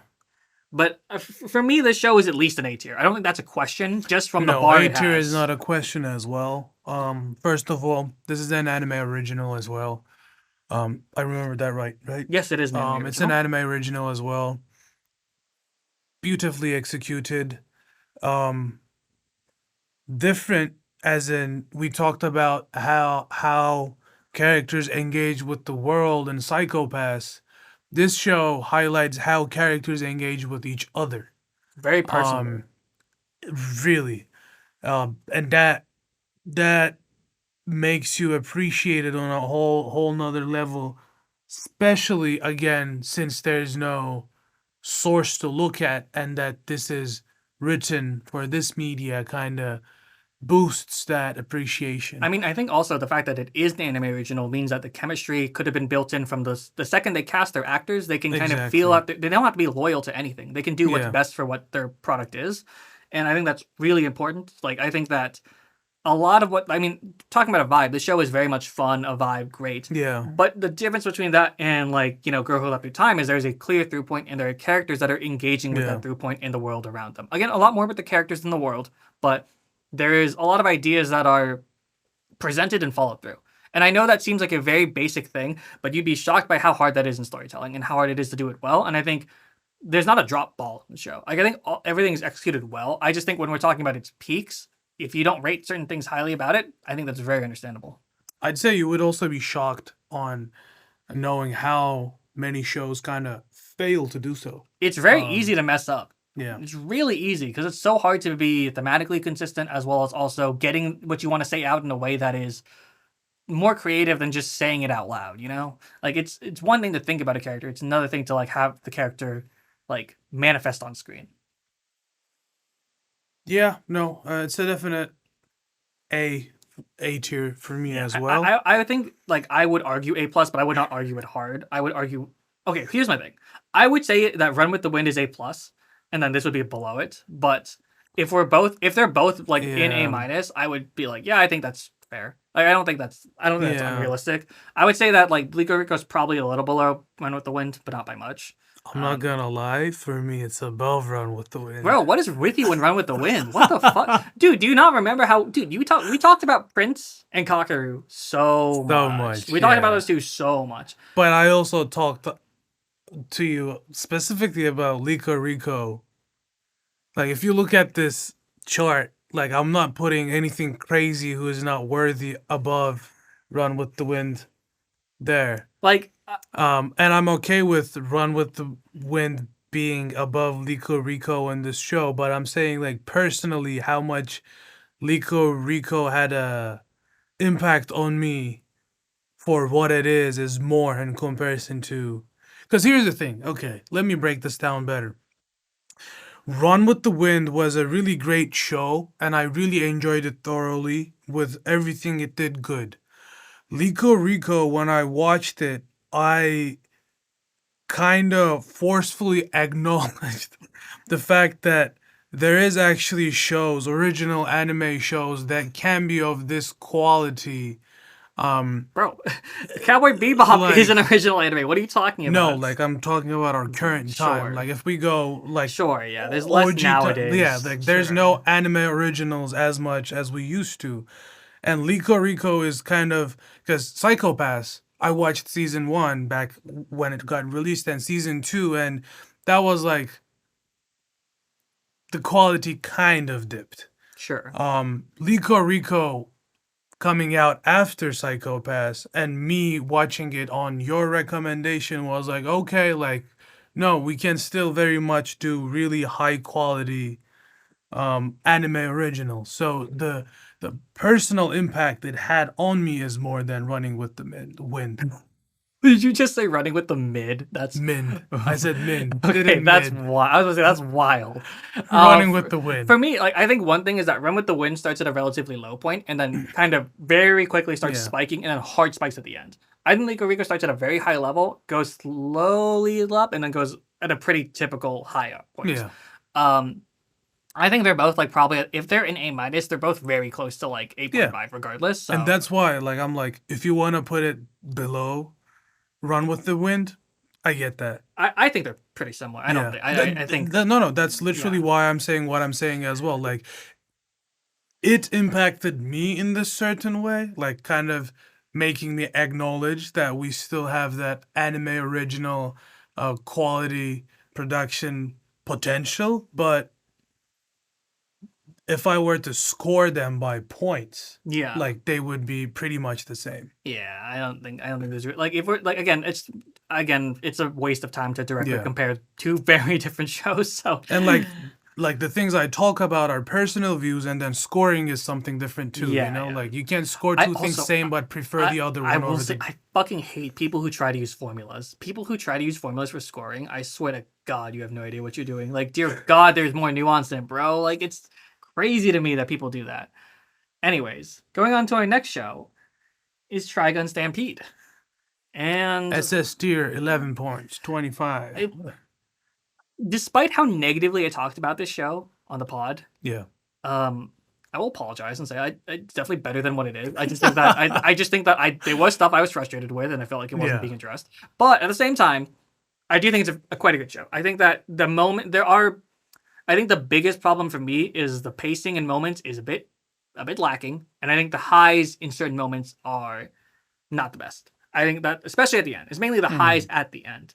And I almost want to be like, I don't know about rating this show too much because like season 2 is about to come out, and also it's like honestly, this show is more or less like a kind of not really somewhat prequel, and it's like so hard to talk about it because of that, because it's so clearly bouncing off a second season that I'm like, I'm hesitant to say too much about any of it. Yeah. So I don't know. I don't have anything too crazy to say about the show. I think it's like it's good. I think there's definitely a lot of rooms for improvement, but I don't think it does anything bad. I just think I don't love everything it does. In my case, and I mentioned this part during that episode too, like it, and what Jared is talking about right now is that a second season coming up, and when you watch the first season, the feeling you're getting from it that, okay, they're leaving a lot of stuff for season 2 is really apparent. Yes. Now, that's not considered a good practice. Because Also, because it wasn't a first cour, second cour thing. It's like 2 years afterwards. exactly. So you don't want to leave too many pressing matters for season 2 from season 1. Like in general, I'm talking. Like especially if you're not releasing it like part 1, part 2, like back to back kind of stuff, and in this case that's not the case. So but that being said, if they do the right or if they take the right actions in season 2, then the general like scoring will change a lot. Yeah, this is not like Lico Rico, where it's like Lico Rico can stand alone, and I think it could improve by having a season 2, but I don't think that it is going to change drastically. Yeah, it's like it's hitting a unless it's like the fucking Bible truth amazingness. It is probably just going to be a very good show the whole time. Like the quality they presented is very consistent. Trigun is like Trigun Stampede is so inconsistent in moments. Like it is so inconsistent where it's like, oh, I'm like, oh wow, I really felt with Wolfwood. I was like, oh wow, I'm really feeling something here. And I think that's so we're jumping back to Bash. Okay. And with Bash, I did feel things. And then it's like kind of slows down and I'm like, what happened here? And then it's like, I don't know, there's just kind of an inconsistent pacing to all of it, as well as like the quality is not always perfect. I will say, if you are disliking this show for anything production value, you are very stupid, very dumb. Because honestly, just because it's 3D does not mean that, again, there are moments where it struggles. And there are moments where I'm like, oh, the backgrounds are empty, the backgrounds aren't very engaging, or I don't like how the animation looks. Like, I'm not a big fan of how 3D looks in minimal motion, where it's like talking and turning. I think it's a little awkward. But if you think any of the action looks bad, you're like, I mean, I think the last fight's a little rough. Not bad, but just like I don't think it. Yeah, it is a little rough. It didn't do what it needed to do, in terms of for a lot of reasons, not just production value. But like any of the fights before then, great. I think the 3D looks great. I'll say, like, having not watched the most recent 3D Chinese productions, we'll watch one at some point. Yeah. Out of the Japanese productions or animes that I watched that are 3D. Trigun is right now the best one. Yeah. And take it with a grain of salt. Both of us have not watched a ton of Japanese 3D. Yeah, like there might be some stuff that I missed, I didn't watch. Like I've not watched much of Studio Orange, to be fair. Like I when I talk about 3D animation, a lot of it is Chinese animation. Like that, to be completely clear. Like I think Studio Orange has done a very good job. I think they cheat out of certain options, but I do think that most of the time, they're a very good job. So yeah, yeah, go ahead. I think A minus is like not that bad. I think no. I feel like I'm leaning towards A minus too. I think first of all, I think it and Psychopaths are like almost in a different tier than Run with the Wind and Lico Rico. Like I'm not gonna make a separate tier, but I think that's how it feels, right? Like I think that. No, yeah, I can agree to that. Like it's like very clearly 2 at the high end of it, and then 2 at the very bottom of it. Stampede is, as much as I don't like saying this necessarily, because I personally like the manga and like what Stampede is in general, like you kind of liking Run with the Wind in that sense. It having childhood connection for me, that all that stuff. Like I personally don't like saying that, but yes, they're right now, especially for Stampede where it is right now, it's on the lower end of A minus. I think it's a good spot for it solely due to the fact that I think with good execution of season 2, it will feel a lot better. Or if I could see season 2 going poorly. Like the thing is, like with it can drop to like B plus. Yeah, like I could see it dropping down to B minus, dude. I think the execution of Trigun Stampede can be very variable. Or I think with Lico Rico, it's like they've showed such a consistently high level that I'm like, I'm not worried. With Trigun, I'm worried. I'm worried they could mess things up. You're dealing with a different animation style. You're dealing with new characters. You're dealing with a new story. Like, there's a lot of things that could go wrong. I think it's kind of safe at the bottom of A minus. Like, I think it's fine, but we'll see. So please. And then the last one. If we talked about so we didn't do an S plus tier because of same this. One joke, bro. Same one joke. Yeah, it's Angel's Egg. It's just Angel's Egg, and we didn't talk about it a lot. And that was primarily for a viewer. Like we care about our viewers. We don't want them to see like a full on execution, brutal murder. It's not it's not worth it. I'm above that. I don't think that beating down on something I dislike is worth it. I'm not sure that you are above that. I'm not above doing it for like 30 minutes. Like, okay, Yeah. the thing is, I don't. Okay, the difference between Angel's Egg and something like, I don't know, Code Geass or Yeah. fucking, I don't know, Wonder Egg Priority, I don't fundamentally disagree with it. I don't fundamentally disagree with its ideas and feel like it's offending me in that regard. Like, Angel's Egg offended me because I felt like it wasted my time. I'll just say it wasted my time, and it has certain ideas that are good, but not good enough for a 1 hour and 7 minutes feature. It's just not. And there's production value issues. There's a lot of problems in it, and it's just like it's not at the level that you want these movies to be at. Especially a movie. Like that's the part that's also low-key insanely. It's a movie, guys. Like come on. We see dips in like 24 episode shows and you get it. This is a movie. You have all this time. When I got out of Actually no, let me start from the top. When I got into Angel's Egg, watching it in theater with Jared here, we've encountered about a minute long black screen before we were able to see the title. Padding, baby. And that let me know that we're in for a ride. Then watching the whole thing towards the end, when everything is wrapped up,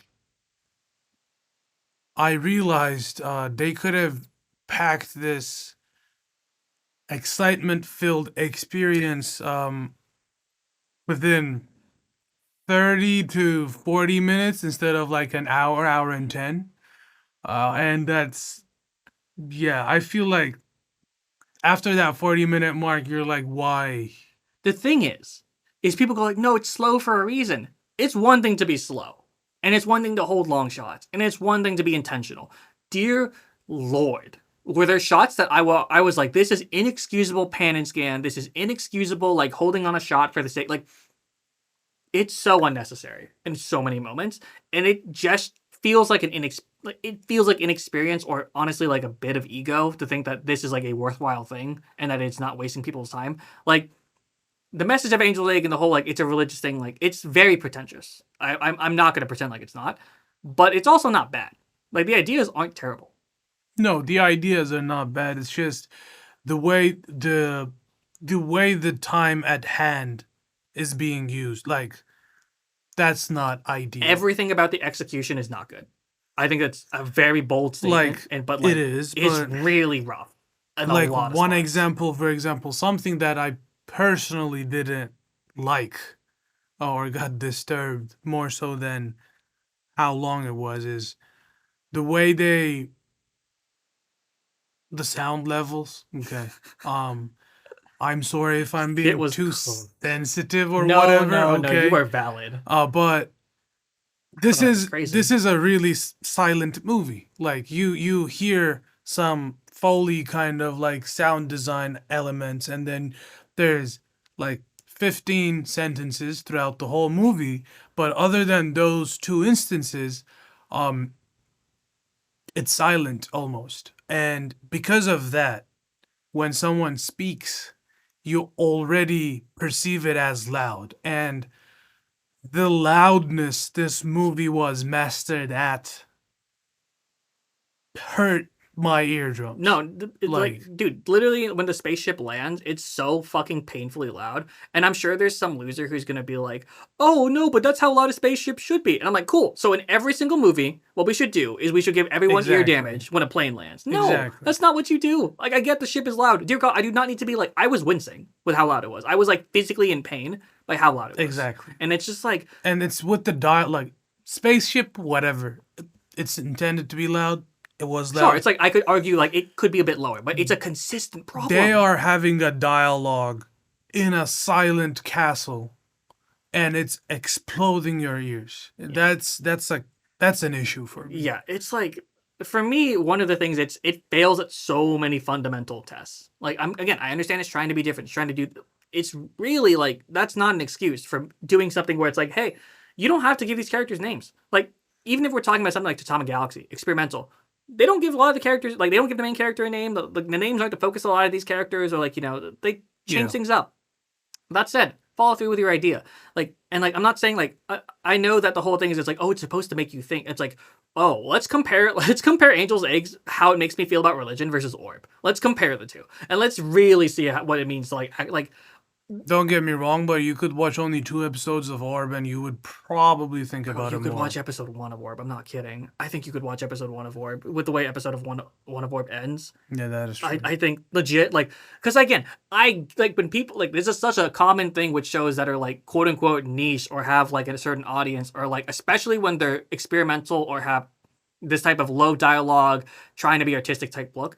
They can be very good if they're very intentional, but like so many people be like, you just didn't get it, motherfucker. It's so obvious what the Angel's Egg means. It is apparent. I don't need to like have a fucking degree to like, as I have a film degree anyways, but I don't need a degree to like understand this. It's so basic. It's so just like how you believe about religion, your struggle. I get it. Then do something with it, or at least engage, or make the visual, like, because the visuals, the background's interesting. Everything else, I don't care. And it's like literally, like I was talking with one of our like other friends. It's like, yeah, this almost could have been like paintings in a museum. And I was like, that's crazy. You should never be able to say that about a movie. Like, it's not like we're saying that as in like not that it's like they're so good that they could be paintings in a museum. We're saying that this movie could have been paintings in a museum. This movie is so still. And it's like, it could be a painting. Like, it's one thing to have stills, and it's one thing to do like these. It's just inexcusable how it's clearly padding, because you can tell they wanted to do more. It's so obvious. I don't need to like. It is so obvious. It's a budget issue. We literally had a fire scene for 4 minutes, and the only thing that changed was the fire flickering and dimming within the last like 30 seconds of that 5-minute scene. Oh my god! I don't. Really... One good thing though. Other than the background art being actually really nice, and the fisherman scenes are being pretty. Oh, the fisherman scenes cool. are pretty good. Yeah, they're pretty nice. All that stuff. They just don't mean anything. And they mean something. Okay. Yeah, they mean something. I get it. There is religious, like it is the idea of like what is man's pursuit and all that. I get it. And the chasing fan. I get it. Just not that interesting. Doesn't delve into it enough for me to care. That said, they are nice. They look really nice. And then one great thing is the scream. I feel like out of all the dialogues and sounds we heard throughout this movie, the scream was really good. It was like top tier worthy for me. It was a great scream. Is it worth an hour? Question mark. But it is a nice scream. Also, sorry for that. Yeah. Foley. You got me pissed how you decided on doing Foley. My issue, I understand that you might chasing a more like disturbing type of Foley. Perfect. But for example, this particular scene I'm talking about, I've heard this like 10 times. Yeah, where the, I guess, female character lead, whatever, girl, yeah, because doesn't have a name. The girl eats jam. You decided that each finger lick needs its own sound. But after that, when she goes and grabs her water bottle and starts drinking water, nothing? Nothing. When they're similar in terms of the context they're in, it would make sense for those to, like, if you made both those sounds have Foley and then the footsteps or something afterwards doesn't have Foley, oh, there's an intentional. No. Exactly. I think I low-key wouldn't be shocked. Oh, shit, we forgot. Fuck. I would not be shocked if that was the case. It's, like, so weird. It's so not settling from it's supposed to unsettle you. No, it's a production value. Ruins immersion unsettling. It is not a kind of. It is unsettling in the sense of the movie. I'm not like disturbed by it. Like, it's not. This was the goal. It's like, no, it didn't. I'm like, what the fuck are you doing? Type. Yeah. It's the equivalent of like, this is extreme. It's the equivalent of seeing like a piece of equipment in a film in the background. It's like kind of like that, where it pulls you out, and it's not like but that's the whole thing. And no, it's just a mistake. Like, I think that is legitimately a mistake. It's like you see the coffee shop cup. Yeah, in the back shot, and you're like, what? Yeah, it's like that. Yeah. It doesn't. It's not. I don't care how much you want to defend it. It doesn't feel right from a production standpoint, and there's a reason why we have certain conventions. So that said, I think we can pretty safely say D tier. I think this is definitely worse than Dororo, which I didn't when I went into this year, I was like, oh man, we're not watching a show worse than Dororo. Like, I didn't think Dororo was terrible, but I was just like, we're gonna pick best of the best. We're gonna pick shows that we want to talk about. We'll have some downs here and there, but wow, Angel's Egg.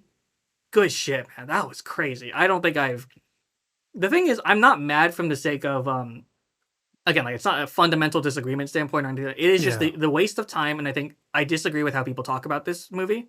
I really don't like how people talk about this movie. I think they talk about it in a very pretentious way that is not related to how we experience art, Yeah. and that it's very gatekeepy per se. I would say I'm not going to get into it a bit too much, but I do think that's part Yeah. of it. And like a lot of times when it's a media that's hard for people to find, people talk about it like it's fucking god tier because no one engages with them. Sure. But that said, I just think that this movie had a lot of mistakes. It had a lot of mistakes, and it messes up so many fundamentals that it's inexcusable. Like, and it doesn't do enough to excuse that. I feel like it messes up while trying to be artistic and not being that other than the actual You art. could argue this is harsh, but especially with the level of things nowadays, you could argue this is near the level of a student film. Yeah. There are some really good student films, like animation wise too. True. There are some incredible student films. They're shorter because students, less money, less budget. But there are student films that are better than this. And also, you gotta consider this too. Dude, I can't remember the names now. The director's name. Mamoru. Oh, it's not Hosoda. There's two Mamorus. One was, Oshi? I believe it's something. Let me just double check. But there's two Mamorus, and that's why it pissed me off. Angel's Egg. Today we're forgetting all of our names. Well, it's like No. it's 15 shows plus Mamoru Oshii. Yes. Okay, Oshi was right. Yes. So Hosoda is the one who did Girl Who Left Me Time. Mamoru Oshii, this is his first non-comedy anime. Mhm. He has two more anime movies he does prior to this one, Angel's Egg. They're both comedies. They're related to each other, so they're more like following a timeline kind of idea. And this is like his first go at like a really dark, eerie environment, right? And in that sense, it's a good first take, as in it gave us Dark Souls type of games. But that being said, just because he is a great director now Yeah. doesn't justify us to praise his previous, because he's a human at the end of the day, and his previous works are not all gonna be great. And Yeah. we just feel like Angel's Eggs is not as great as it is displayed by a lot of viewers. Listen, in a sense, yeah. he's not Satoshi Kon, okay? Like, listen, Ghost in the Shell is amazing. It's generationally important and incredible. So it's not just because he's not Satoshi Kon doesn't mean he's a bad film director. Even if we're going to talk about it at some point. Talking about Makoto Shinkai, I think Makoto Shinkai, as high quality as many of his movies are, he does have some stumbles that I would say are lower than his level. Yeah. It happens, and I would say Angel's Egg probably just ran into production problems. Nothing wrong with that. And I would say you should talk about it as if it didn't have it. You can address them and talk about them, and sure, but you have to treat like everything on a certain playing level so it's all fair. Yeah. It's not like this is not a student film. If this was a student film, completely different basis Yeah. we're going off. This is not a student film. This is something that was professionally produced and was like funded, maybe not well, but funded. So you just have to talk about it that way. And with that, it's a D tier. I would not say it's much lower than a D tier. It does not. If you go below a 5, you are actually offending me in some way, shape, or form. But Yeah. it fails on so many things. It fails in a lot of places, and it has good ideas for certain things, but does not make a big deal out of them. Yep. And honestly, I'm pretty happy with our tier list now that I look at it. Like, Yeah. I'm now that I see that Rascal Does Not Dream is the only one in A+. I'm kind of pretty happy with that, and I'm like, yeah, I don't know. I don't think there's anything I really want to change. Like, I would say, Orb and 86, they're probably near the same level. Rascal Does Not Dream, kind of out there. I would almost say there needs to be a separate tier here, but I'm not going to do that because it's a waste of my time. I think all these B pluses are pretty solid, all things considered. I would say it's like, none of them are probably above like a 7.8, though. None of them are like 7.9. They're kind of like all like, eh. I wouldn't even go 7-8 for. Yeah. Honestly, I was saying that to be generous. Yeah. I think I'm pretty happy with this. So. Yeah. No, I agree. But yeah, for me, that's pretty satisfactory, to be honest. And now, time for the second half of the show, which is doing something that I've been asked to do for like I believe like 8 years. But like people ask me about like, do you have a MyAnimeList? Do you have some way I can look at your scores and do all these things? I'm like, I have a spreadsheet because that's what I was using for the longest time. I'm the same. And too, I have my review site that I use occasionally, but I don't use anymore. But because we have a podcast in a more official form, today we will make our MyAnimeList account and actually go through the shows and rate them as we've been through them. So, with that being said, let's go for the first one. I might as well go back in the PowerPoints all the way back to, and we've talked about this a bit already, but let's talk about Rascal Does Not Dream of Bunny Girl Senpai, only season 1. So there's going to be a bit of weirdness here where we watch 2 seasons of one show and we'll kind of rate them as needed, but let me see. We will need to rate this show, and oh my god. You know what I didn't figure out is I need to make sure, do I add to a list? Is that how I rate this? Oh man, oh, here we go. Oh my god, can I only specifically choose 8, 9, or 10 and I can't choose decimals? That's cooked. But then how do they get like 8 points? I think it's because they're averaged. That's the thing. Well, you know what? We'll go with it. We will just go with it and we'll rate them as needed. And I think these are pretty straightforward. So I'd say anything we give 0.5, like every time we want to give 0.5, we'll just roll it up. Sure. Yeah, we'll because we're being generous, like normally. I think we'll do it case by case. Actually, we'll see. Let's do case by case. So first of all, I think we'll roll this up to a 9. I think putting this I think this is too high to not put it at 9. I'm saying no. I'll say why. I say no. Yeah, because are you gonna put Orban 86 to 10? Because I don't give 10 to nothing. Which I disagree with. Let me see. Let me quickly look at rating Mal decimal. Let's see if you can do this. Let me just see. It would probably readjust my score. Wow. Okay, so they don't exist. Cool. Well, I honestly think that there was enough conversation that this could go to a 9, and I think that. Okay, for Mal's sake, let's take our S tiers as 10. Yeah, let's just do that. Because it's Mal, and so, but just so you know, you already watched the episode. It's not necessarily that we're saying 10. We really need that extra headroom. That's the thing. But we need our headroom. The headroom. So yeah, we'll give those S tiers 10, and then A plus a 9. Okay, so completed 9 out of 10, 13 of 13 episodes. Next up is going to be Bacano. Bacano's a bit weird. I think we'll go. So we're gonna do completed. So if this was like a 7.5, right? I give it an 8. Yeah. Yeah. I think an 8's a bit generous, but I think it's fine. Again, this is why I didn't make my anime list, and this is why I use decimal points, is because there's nuance. And that a lot is the of thing. Like if I'm objectively rating Bacano, I'm going like 7.7 or 7.6 or something like that. But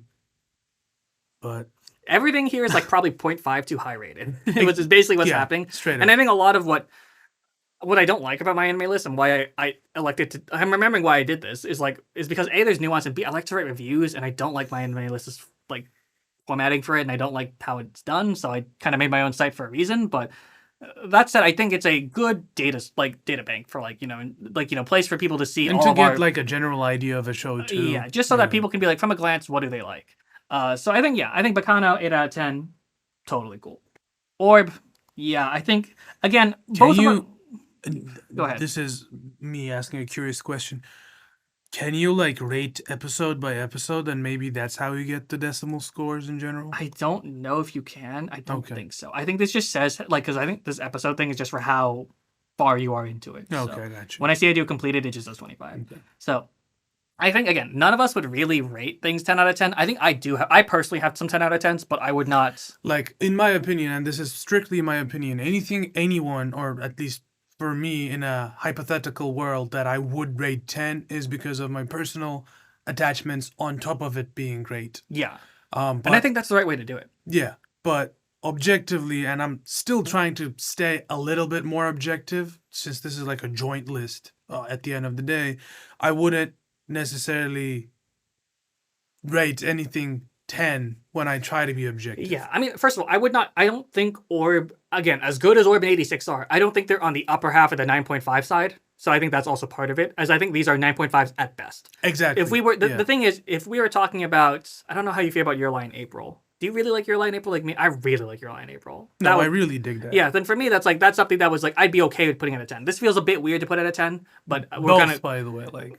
but like for the one I know that we would agree on if it was on here is Avatar: The Last Airbender. Like Avatar: The Last Airbender has mistakes in it. Don't get it wrong, but it is the closest thing in media that we have to a 10 out of 10, like pretty easily. So that said, Orb is like, I don't feel bad about putting Orb at a 10 out of 10. It's just in the context of other things when I talk about it, I do feel weird. So. But since we're specifying that this is for the headroom, and so that the list we did kind of applies to Mal, we have to do this. Yeah, it just again, I would say if you want to see my personal reviews, I have a review site. I have a spreadsheet that is public, and you can see what I rate sources. And if you want to see my personal views, like if you see me on the street, you can just pull me aside. But yeah, Orb, Run with the Wind. I think Run with the Wind. Are we gonna? I think we'll keep this at an 8. I'm fine. I think that in terms of how you were talking about it, I think that's understandable. It's really a shame because the difference between an 8 and a 9 is ginormous. Yeah, but I think we'll stick with it. Oh, it's not watching. It is completed. I think Run with the Wind is a great show, guys. I think that if you look at my anime list and you are really mad about it, blame me. Blame anime. I don't know. Let's see. Dororo, I think this goes down to 6. I don't think I'm rating this up to 7. No, I agree. I think that Dororo was very disappointing. No, I can acknowledge that, sadly.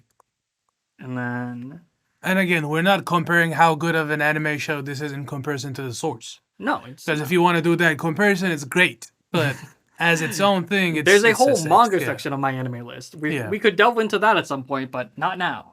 Then we're going to go to Akira, which again we're going to kind of breeze through these until we get to our seasonals. This is just kind of building out our list of kind of what we're going through. Is it more like a 7 for you? What are we looking at? I feel putting this on the same level as Run with the Wind is crazy, though, right? It's crazy. It is. That's wrong. Why I feel Run with the Wind and Rico Rico. That's crazy. No, it's a 7. Like it feels wrong. And it's not. It's not like it's like up 8 on Mal either. It's like 8.1. Like, so. I wouldn't even like say. It's not fair to put this at a 7. But I'm like, I don't know. This would be like a 7.6 or 7.7. Yeah, probably. Right, but we don't have those. I really thought it was better than this. Oh well, 86. Yeah, pretty straightforward. 10. Fucking 10 out of 10. So we'll do it for both seasons. Honestly, what we can do, because there's 2 seasons for this one, 9-10. We'll do 9-10. And it works out because I actually do think season 2 is better. Okay. So I think it is actually now. That like I think as great as season 1 is, I think season 2 is better. This thing, God, this shit has such a high rating. Mainly because I don't think it's the most popular. Like, it's relatively popular. But Frederica really caught me off in a pleasant way in season 2. For sure. I mean, it's just like the execution is so high with all the characters and all that. You don't deserve this, Noragami. You do not deserve a 7 out of 10. Know this in your heart, Noragami. You do not deserve a 7 out of 10. You are better than this, both from how your writing is, how we're rating you, everything. You are better than that. Unfortunately, I would feel wrong giving season 2 of Noragami even an 8.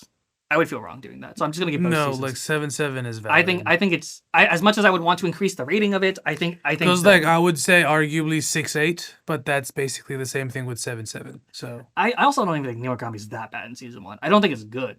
Don't get me wrong, but I don't think he butchers it more, but I rated it harsher. Okay. And then after Noragami, we have Tatami and Galaxy. This one feels easy one. No. Weird. I don't know. I'm fine with putting it a 7. I don't think it's. Is it? We did put it next to. We put it, dude. We put it below Bacano and Akira. Yeah. So okay. A 7 works. Yeah. Again, I don't think this show is bad. I really don't. Like, it's really not bad. It's just it has problems. It does have problems. And then. I promise you also, we're going fast because we just spent like an hour talking about the tier list. We'll slow down once we get to the other shows. Yeah. Summertime. Oh my god, the amount of shows with summer is crazy. And this is the manga. Summertime Render. Oh, I'm calling it Summertime. God damn it. I hate when this happens, when it's like a localization thing. And it's like in English, it's called Summertime Rendering, but the direct translation is more like Summertime Render. Yeah. Anyways. This one I'm it's lucky it's getting a 7 considering what we're treating other shows. That is true. That's yeah. that's my opinion on that is. I think That's we're getting valid. away a little lucky. Psychopaths, I think this is even if we had to boost Psychopaths, I wouldn't feel bad. Even if this is like a light bump or light below, I think it's right at 7. I think Psychopaths is right at 7, and or not 7, 8. My apologies. Yeah, that's what I was like. Wait, are I you think it's serious? right at 8, and I think that's Okay. totally fine. I think that it's just there, and I think that I don't have to feel anything weird about it. Thank God he's corrected himself to 8 because I was gonna get violent. I've been mad. Oh, typing "girl who" does not help. Girl who leapt. And then this Is like a 6. Is it? that feels harsh, but I'm gonna do it. Okay. It feels wrong. Again, this is why I don't use this system, and again, why we actually have a podcast and we don't make tier lists and bait all the time. Exactly, This is yeah. why we have a podcast to have nuance. However, making bait is nice. So Every now and then. every now and then, a little bit of bait is nice. So, girl who leapt through time, 6 out of 10. Lico Rico, my darling Lico Rico, my darling. I wish I could give you higher than an 8, but according to what we've discussed, I don't disagree with the argument or the discussion we had. I don't disagree with that. I think it's Which, totally like, valid. considering out of what 2000 and what is it? Yeah, 2081. Oh yeah, yeah. 281,000. Yeah. Sorry, like it's sitting at 8.15, which is a lot of people feel close to what we rated. Yeah, so Regardless, I don't feel so, too terrible. yeah. Trigun. This one, we're going to come back to this account at some point. Like, Yeah. I'm not actively going to be updating this account while we're doing the show because I don't care. Yeah. And I don't want to have these kind of rating discussions all the time. I don't think that's the benefit. Like, ratings are fun and they're good for giving, like, context and explaining things in quick, easily, like, digestible things. Yeah. There is a reason why we have a podcast, as I've said, is so that you can understand the whole opinion and understand what it is like about the media that's good. And So- understand where we come from when we rate certain things a certain way. Yeah, so this 8 is loaded for Trigun Stampede. This could mean so many things in the Yeah. context later. This could, again, I think Trigun Stampede could become incredible. I think it has the potential. I also could easily see this being messed up. This is so easy to mess up. Did we give Psychopaths 8? Yeah. Okay. We'll go over the final list at the very end of kind of like all of our shebang. I hate that it defaults to the completed, but By the way, if you were to, depending on how high the score is, lowering it a point or half a point, depending on what we say when we're doing this, wouldn't be super off yeah. from our like actual thoughts about the show. I mean, I would say like if you lowered like Orb or 86 a half point from 9, like if you say Orb or 86 is below a 9, I would look at you a little weird. Unless it's like an 8.8, I would look at you weird at the very least. Let's see, and then next is look what they've done to my boy. I'm not saying anything. If you laugh, you go to hell. If you laugh at Angel's Egg, you go to hell. We're doing God's work here. See, What it says did we rate average. it? It says average. How bad can average be? It is. Whatever. We rated it We average. rated it as we needed. You can take this one to heart if you Yeah. don't want to adjust it. Okay. So let me go back to. I'll put this back up, and honestly, we will put it on. This is a nice. I actually like the Sonic Galaxy as a Yeah. background, But but some people that here's our opinion on Angel's Egg and want to approach us in certain ways, please don't. our you know. opinions are separate from how we function as people. We swear. Exactly. So that said, now that we've done all the basic rating, let's go over a couple of things that we saw this season and this year in general.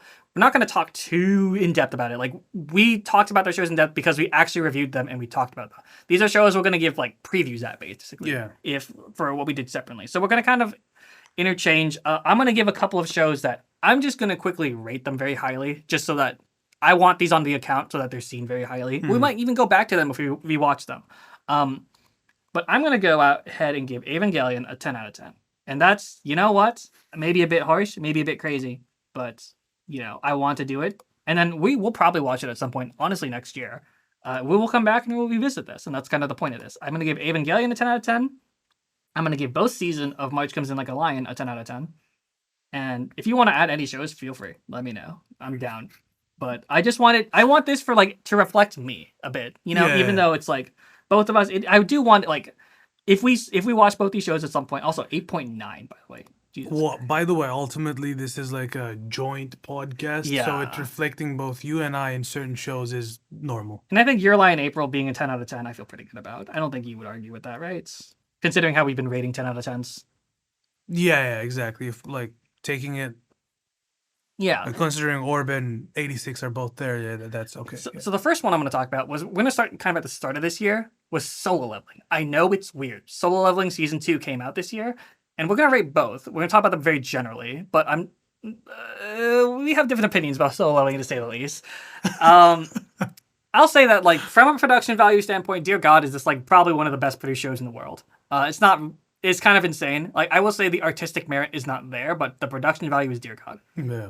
What A1 has achieved, I think A1 has cemented themselves as like the top studio, if not one of the top studios. But I would argue the top studio in Japan at this point in time. I think they've done incredible work here. Mhm. I don't think many studios could do what they do. Like I would say that's like the next big show Yeah. that has not already started in production. People want to go to A1 first before going to even Madhouse and even Production IG. These Yeah. ginormous big, more legacy studios than them. I think A1 has cemented themselves with the show. That said, there's then the show itself, which is a very different beast. Yeah, so I enjoyed this show because it looked so good. And then it sounded so cool. Though, when I watched Solo Leveling, season 1, 2, doesn't matter. I finished the webtoon when it was actively releasing new chapters. So I already knew all the flows of the storytelling part. So when I was going into the anime, I think I never mentioned this specifically to you before as well. When I was going into the anime to watch it, my expectations were mostly towards The production. the production anyways, because I already knew the big flaws it has in its storytelling. Sure. And that's why anime specifically, I'd personally rated probably higher than someone who's looking all the bases, who's covering all the bases. But I think the goal of what we're rating is for it as a holistic solo thing, as its standalone product. That is kind of how we're rating it. We That can't is really true. give grievances. Like, it's kind of like comparing it to Dororo. You can't give it's from a no. It's kind of as a whole. If someone watches this, no context, what do we think about it? Because the general audience who watches stuff like this is not going into as much detail as we do, I think most people who watch this don't watch the whole thing. I'd say the Mal score is not far off. That being said, for our For those out for the I was like, okay. no, not for us. Yeah. I'd say though for our obscure arc account, you can put it at like 7. 6, 7. I'm saying 7 with that bump, like with the bump we I don't think talk about. I don't think it gets the bump. Okay, so like, By the way, what Bacano same tier? What? Bacana, it's not same tier with Bacana. Yeah, so that's why it feels but wrong. It I know you want to does, give the it flowers does. to its production, Yeah. but dear God, do I feel like I feel like wasting time. because I mentioned this to Jared before too. Like sometimes when like in Tatami Galaxy's case, right? When there's one really great like trick happening, Mhm. it can elevate the score drastically than when it didn't happen. And Tatami Galaxy is a really great example of this. I feel like Solo Leveling kind of gets that privilege as well because it truly is, at least so far, the highest production quality in terms of action and visual quality out there. If I conceded and gave season 1 a 6 and season 2 a 7, would that work for you? I didn't, right? Yeah, I guess we could go with that. Yeah. That's how I feel. Because I would feel wrong giving it the highest, but And sorry for you all, but I gotta get up because I gotta fix the focus real quick. 6, and then we're gonna go to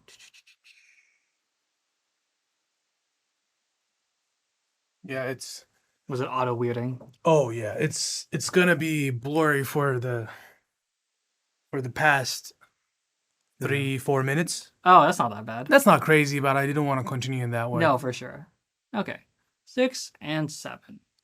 And then after that, I mean, I don't think there's not much to say about it. It's an action, like male power fantasy game system. Exactly. It's a not game much to it. system power fantasy with amazing visuals. And that's about it. That said, the next one we'll kind of. I think that's By the way, I would personally give all of these like a 7. Just Yeah. because how good I think the visuals are, but again, I am biased. Sure, yeah. So we'll kind of swap between each other now, and we'll kind of see. So next one I'm going to talk about one that's barely an anime, but it's Pokemon Horizons. I really, you know what? I had fun with Pokemon Horizons. It's not amazing. It's not special, but I think if you're a Pokemon fan, you should watch it. I think Pokemon is a fun. Oh my God, where's Pokemon Horizons? Hello. Oh my gosh, let me. We see Log Horizon. We see over Log there, which Horizons. is We a see every great other. anime. We see every other thing in the sun. We do not see. There you go. There we go. It's just called Pokemon and then 23. Okay, sure. I'm giving this a 7 out of 10. I don't think it's much better than a 7 out of 10. I think it's barely a 7 out of 10 if you're talking about it from a greater scale. If you love Pokemon like me, you should give it a chance because I think the Pokemon anime holds a special place in my heart from a fun standpoint, and I think you should have fun. I think as someone who watches critically acclaimed things all the time, having fun is fun. Okay, I'm shutting up because it's Pokemon. I just think Pokemon. As you can see, I'm very biased towards Pokemon, and I don't think that. To be fair, I don't think there's been a single good piece of Pokemon media. These are not the shows that I'm gonna push. I'm gonna push when it comes to that. And so for you, let's hop to one of your shows. You started one recently, actually. Yeah. So one of the recent ones that I got pleasantly surprised was My Happy Marriage. It looked interesting visually, and I just jumped in. It's been on my radar for a while. I just never watched it. Yeah, and I told Jared that I started watching it, and he was like, "Really? It's not. You're watching that, dude. If between the two of us, if you asked who was watching My Happy Marriage, you would say me. Right? Yeah, valid. Yeah. So, but he was surprised. I was surprised, and I'm also surprised by how pleasant this show is. I'd say considering everything, because for me this is like right between, like this would be a like point something show for me. Yeah. Which, funnily enough, The difference between 7 and 8 is really fucking big, people. it is. It is. So I'd say, This is also just for season 1 because you've only Yeah. seen season 1, right? yeah. Actually, how many? Do you know how many episodes you're in? We can use this MyAnimeList function. How many episodes are you into season 1? I almost wrapped up. I'm either at 10 or 11. We'll just put 10 for now. Oh my God, what is happening? Oh my God, it wants me to go into a discussion. Dear God, I hate those. Anyways, you want to I'd say so far, put it at 7. you got season 2 to work with. You'll see how Yeah, it that's goes. why. Yeah, like if season 2 keeps this quality that I liked, I'll rate the second season 8, so it's more like a 7.5 between the whole thing. It'll Yeah. balance out. So the next one for me is oh yeah, another one I finished recently. The Dangers in My Heart. So going from romance to romance. Which when you first started, you kind of were talking in a more like appreciative way, but then you also mentioned going into it more, it's not as good as you expected. Yeah, in a sense. Yeah. when this episode comes out, there will be a review written on my website. Currently, Oh, there is no okay. actual review out. If you are somehow he's like sneaking into where we're recording and are listening to me, there's no review out technically right now, but it'll be out in like a couple weeks. That Okay. said, so you can see more details there. This is probably like a 7.56 in that range. In comparison to other romance anime, it really only sticks to fundamentals, and the biggest difference between good romance anime and great romance anime is that great romance anime, the characters aren't only focused on their romance, they become characters, they grow up, they evolve. This show is so focused on the romance, and it's a bit too fan servicey for me that I'm just like, and again, the fan service isn't egregious. I just don't like how they use fan service all the time, or they use like sexual things all the time. It's not ecchi, but it's like I feel weird watching this show. So that said, I think it's a 7. I would say 7.5, but for I would never push this towards an 8, like never. So I'm giving it a 7. Even for both seasons, even though like the show is rated super highly, I think this is my first romance anime syndrome, quite frankly, because it's a new show. I think that is the reason why this show has got such a high rating. Like 8 points, that's wild, brother. 8.7 is wild. That's wild, brother. I think this show is reaching at best. Also, I did not put the completed for this one. Oh, let me refresh this. But yeah, I just don't think that it's.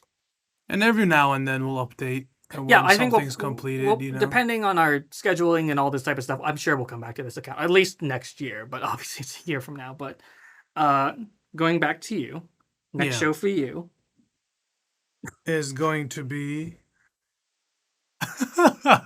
Okay, just say it. He hates me because I watched some real. You're just making me type out something very long. So yeah. Even given the worthless appraiser class, I'm actually the strongest. Yeah, I'll find it. What is this one? Yeah. God. I can't. So this is that has a high score. Dang. I wasn't expecting to go that high. It's a standard cheesy power fantasy.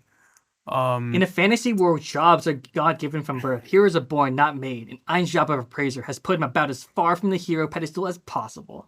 Yeah, I'm not reading more of that. That's exactly what you would read from an isekai. Yeah.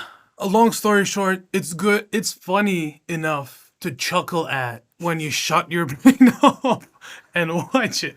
5.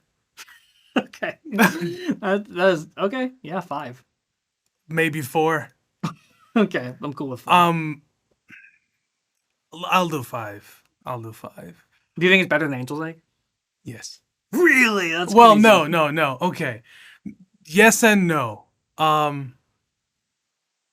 I'd feel like it wouldn't be crazy if some people put them on the same level. We have to find that specimen. We have to find we have to find that person in the world. The thing is, like on my notes, this is a 4.5. Sure.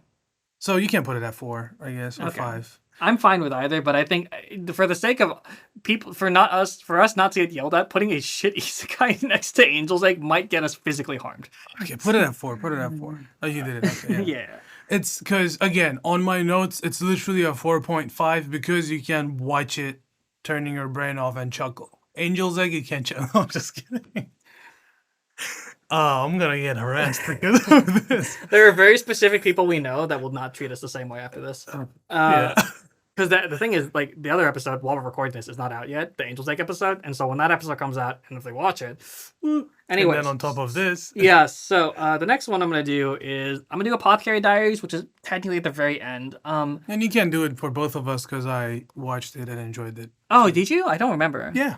I'm going to give this an 8. I think that's also being generous with the show. It is, but I'd say, like, in my notes, it's like 7.6 or something. Yeah, I think it's like a 7.6, 7.7 maybe. I don't know. I think this show, I think people praise it so highly because female character, like, again, not that this show isn't good, but I think people don't look at the substance of the show. If you watch, like, we're 50 episodes into an anime and there has been very little character progression in a show that clearly is trying to be character interested. Yeah. And it's like a mystery type of show that is also engaging with character and bigger themes. The fact that a lot of those character moments, like, I think end of season 1 is really weak. I think a lot of the stuff with Jinchi is very weak. And I think that Manhwa as a character is a fun protagonist, but not a good driver for the story. So I think a lot of this culminating together makes me kind of be like, I think an 8 is very generous. You should. It is. It's definitely in the 7 realms. Yeah. For me. But I think giving it a 7 would be like a 7 in comparison to other things that have 7s that we've given already would be way too harsh. Yeah. Because this is like a good show. It's just not that good. It certainly makes you watch it, you know? Like you're very entertained. Yeah, like once you started, you're fully entertained. Like, and even though, like Jared mentioned, there are some weak points to characters and development, you're still like every small interaction that goes in, or like every reaction Malmo has to something, you're like, that's nice. It's nice. It's cute. It's fun, but it's not like. But it's not mind blowing yet. Yeah. It's not like. If we, in the realm of the space of an 8, if Rascal Does Not Dream of Bunny Girl Senpai is there, even comparing it to Apothecary Diaries feels wrong. It feels wrong. Valid. Because it's like, Rascal Does Not Dream is trying to escape the A tier. And, like, freaking Apothecary Diaries doesn't even really deserve to be there. But that's all I'll say. Next one for you, which should be, what is it? Let's see. Shangri-La Frontier. Oh, one that I was going to watch too at some point and then Yeah. did not. Only watched first season. Or maybe second season's first episode too. I'm not necessarily sure about that. But this is actually pleasantly, surprisingly nice. Well, I like it more than Apothecary Diaries. Well, the thing is, with Mal, doesn't really matter because it's not going to a 9. I'm assuming. No. Then it's not going to a 7. No. Then it's an 8. Welcome to MyAnimeList, people, where nuance doesn't exist. It's an 8. That's the unfortunate. Like, listen. You can if you have nuance and things you want to talk about, feel free. I'm just saying, for the sake of rating it, that's all you need to go through. Yeah, because for me, this is like a 7.6 too. Yeah. So hopping back to Like me. 7.5, 7.6. Oh, this one's really niche. Okay. God, I do not know how to rate this on MyAnimeList. This is Zenshu, this is a nice one. This is a very cool anime original. It's very Ikuhara, as in the guy who did Moro Penguin Drum and who also did Revolutionary Girl Utena. It's not done by Ikuhara, but it's clearly done by people who either worked with him, because there are people who worked with him, like both directors had worked with him before, as well as people who are probably inspired by him. That said, this show is so cowardly and does not get to the highs that it could achieve. Again, it's very good at certain moments, like very good. That said, it literally just ends on a happy ending when this, like, most of Ikuhara's works are like tragedies or like very tragic shows that end up with like a kind of whatever resolution. It ends with like a pure happy ending and it cuts everything off very quickly. So I would feel horrible giving this an 8, despite this being better than a 7. But I feel much worse giving this an 8 than I do giving it a 7. Despite it maybe even being on the higher half of 7s, I would not round it up to an 8 ever. So it was a good watch, and I think the animation and art is good. And the music's actually great too, but I just think that there's so many things that hold this show back, primarily because of how it ends. But it's a fun watch. We will talk about Ikuhara more at some point, but an incredible anime director that his work is incredibly influential into very specific parts of anime. So, and then for you, for me, we got Danmachi. Danmachi, yeah. So I've been on and offly following this anime since its not this one, is it? Initial release. Is it this one? Like, that's the anime, but it's not this like. Oh man, wrong season. It's like 4th or 5th season right now. Let me go through Google, because Google will probably pull me to season 1. I didn't realize you had it. Is this the Spanish version? Okay, no, this one. This is season 1, right? That's season 1. Yeah. Cool, perfect. So for me, this is a weird show. I like it. I'd see it closer to 7. Just because I love fucking mythology. I really do like mythology-based stories. This is basically, you can imagine a world where human and humanoid beings live all together, and there's the concept of pantheons, but not just one mythos. It's every mythos, and gods and goddesses have their own familias or families, and they kind of recruit people to become adventurers and kind of clear dungeons and stuff like that. But there's in this story, there's obviously our main character Bel, and his goddess Hestia, their relationship with the world around them, with each other, what they expect, so on and so forth. Though there's most definitely a lot of lackluster, cheesy, and generic moments in this show as well. It is an ecchi, like, it has the ecchi tag on it too. Hey yo. And yeah, as much as I enjoy this show for the good sides of it, there are objectively not good sides to it too. And how many seasons does it have? I think it's right now we should be around 5, I want to say. Okay, let's just rate the 1 for now, and I might go back and change it later. But Yeah. if you think most of them are around a 7, I don't feel amazing about giving it a 7, but I'm not gonna fight you. So the problem is, for example, personally, I would give this probably like somewhere between like 6.5, 6.6. So even if we rate this 6, I wouldn't feel the worst. Sure, let's give it a But 6. for first seasons specific, I'd feel better 7. Okay. Because the thing is, that's what I was mentioning. So this starts more close to 7, and then kind of depletes towards season 3 to closer to 6. Like every single type of these shows Exactly. ever. And then right now it's kind of climbing the ladder back up towards a 7. Not still there yet so far, but for this, since we're basing it off of, or since we're selecting it for season 1 on system, let's do 7. I feel bad comparing to the other things that hit a 7 though. What do we have?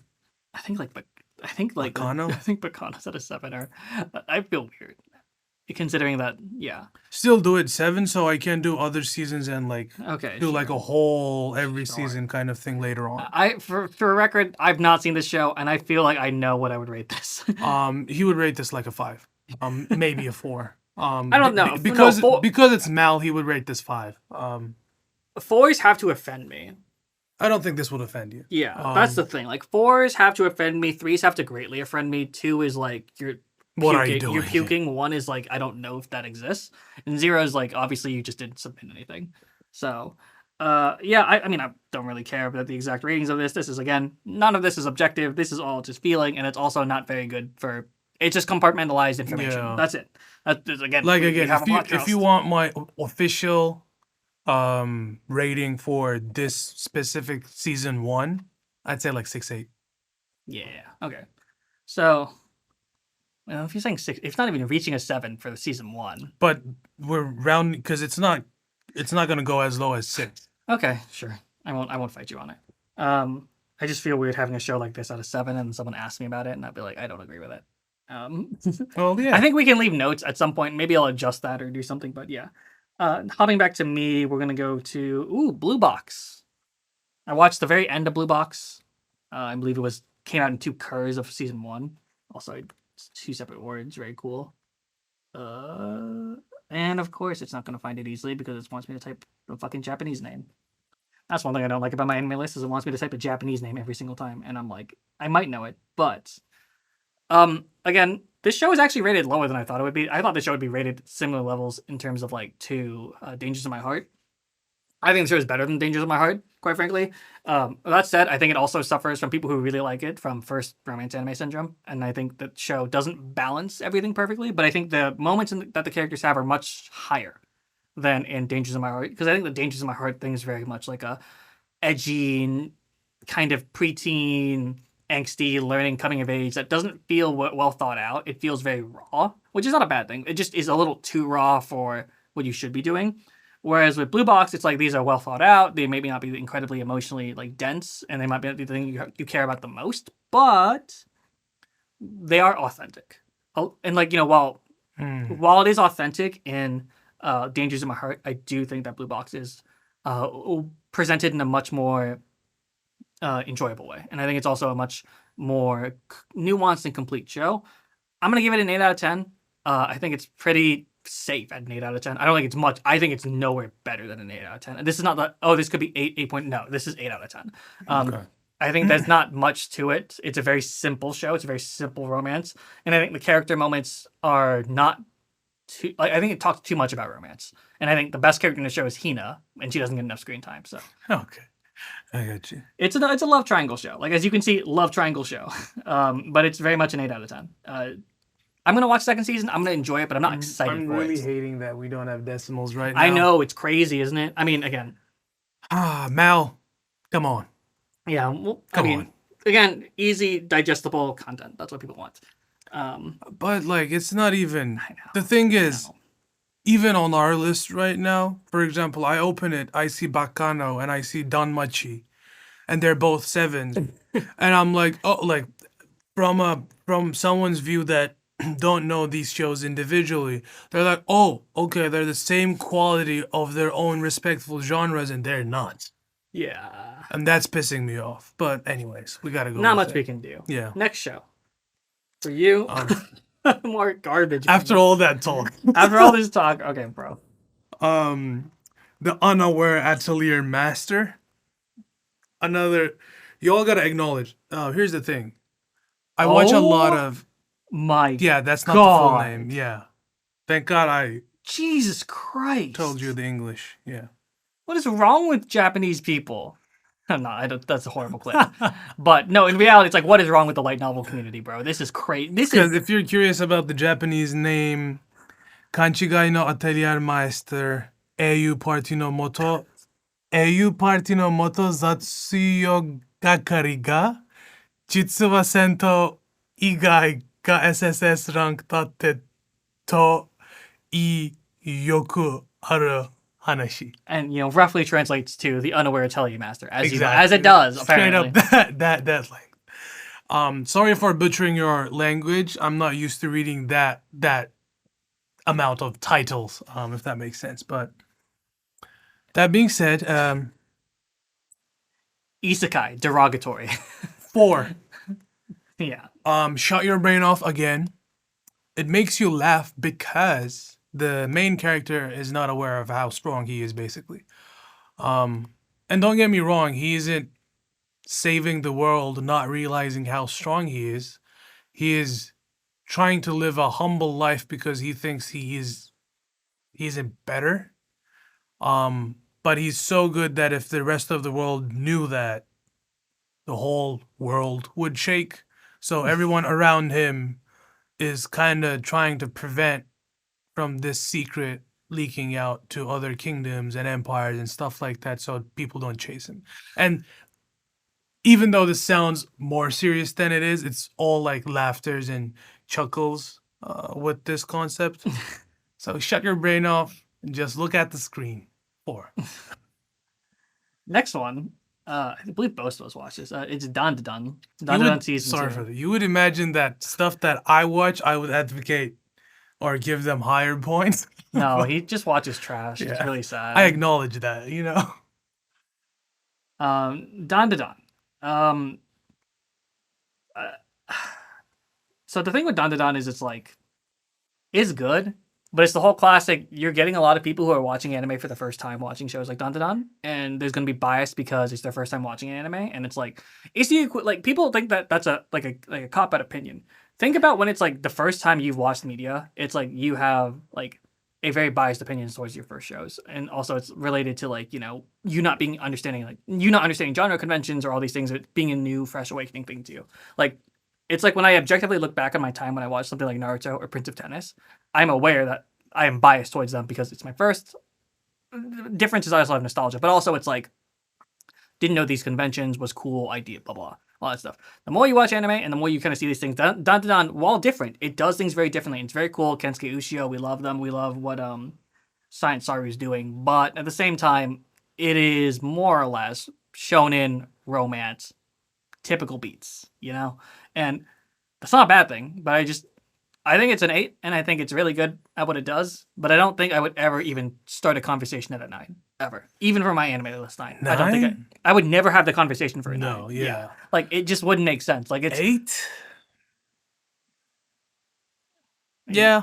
Okay, I was gonna say, bro, you trying to start something? I wouldn't defend it like that. Because I don't even think I think it's at least an 8, but I don't think it's much better than an 8. So yeah, I feel like 8 is just.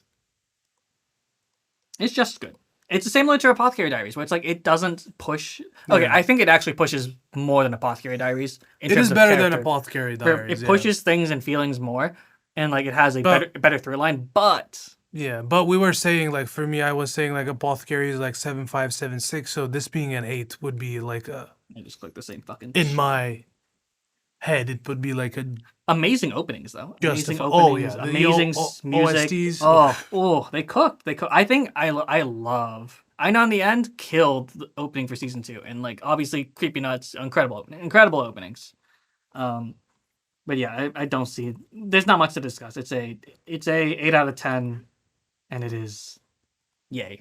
And I feel Fun show. Right now at Mal it's 8.45, which I think is biased just because of new show. Yeah, but it's. I'm assuming it's gonna get closer to 8. If they hear my opinions about Freyren, they will never let me leave. But For me, it's Teogonia. oh, okay. I don't know what this is. It's an anime that has its own world. And it's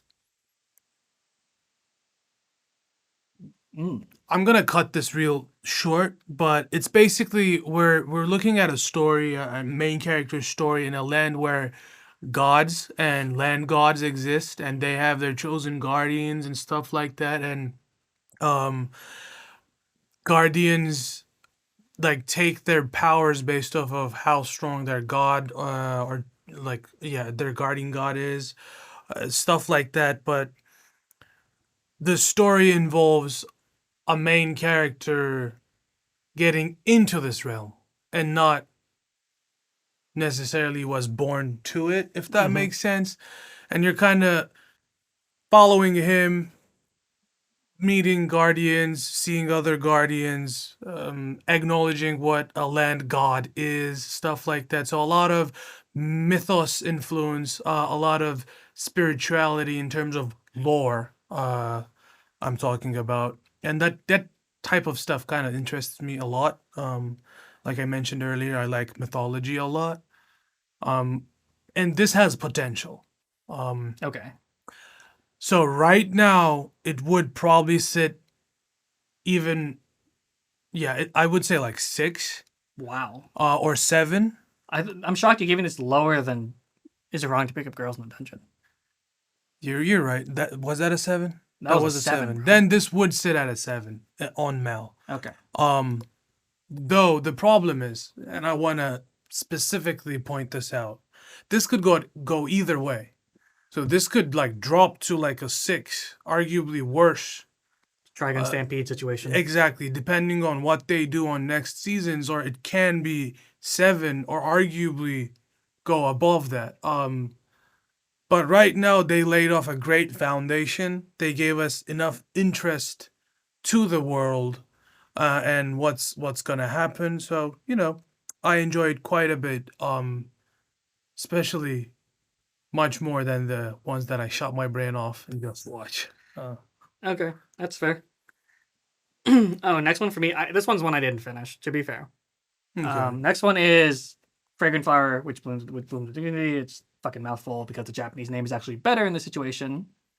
And it's not going to show up unless I fucking Google it. Very cool, MyAnimeList. Um, but I would say for this show, I didn't finish it. I probably got about 8 episodes in. I'm aware. Oh my god, I pulled up the manga. There we go. I didn't finish it. I got about 8 episodes in. I never really finished it because I think the romance in it is good. This is even more than Dangers in My Heart suffers from. If you've seen a good romance anime before, this does everything you've seen. Does it do certain things better? Sure. Does it do certain things worse? Yeah. It's just a different flavor. It's a lot of the same. Very pretty animation. Cloverworks does a good job. Like, very typical, good music. It's like, it's not much to talk about. Like, if you've seen good romance anime and you're a romance anime person that isn't obsessed with it and only watches romance anime, then you'll like the show, but you'll probably be like, oh, yeah, it's not like, there's better, or there's things that have done things different, or it's an 8 out of 10. I don't know. It's a little high, but at the same no, it's definitely like quality wise, there's a lot of quality in the writing that is very good, but it's so exhausting to me as a romance anime fanatic that I really expect it to be better. Not like that it's bad, but I was really hoping it'd like blow me away. And it's like good. It's good. One could argue if you're a certain type of person, it's great, especially if you've not seen a bunch of romance anime, but it's good, And this is the one. Like, how far are you in this? I'm 8 episodes in. Okay. To be fair, I actually watched about 6 episodes and I read the manga for like 20 because I wanted to see if it got better. And I was like, oh, like 20 chapters. And I was like, oh, it's Okay, fine. valid, yeah. To be fair, I heard the manga is really long. So that's also another reason why I'm really hesitant to watch a long romance anime because I'm kind of like, is it really worth it? So I'm going to give this an 8 and just kind of be like, yeah, that's fine. I don't think it's much better or much worse than an 8. No discussion, please. For me, it's gonna be Shin Samurai then Yaiba. Shin Samurai. Okay, Google's easier to find Yeah, these. most stuff I've searched the English name, but A little easier via Google. Cool.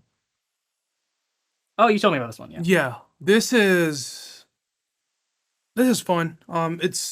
It's about our main character Yaiba. He is like a samurai, like or like a what do you call, like a prospect Mm-hmm. samurai.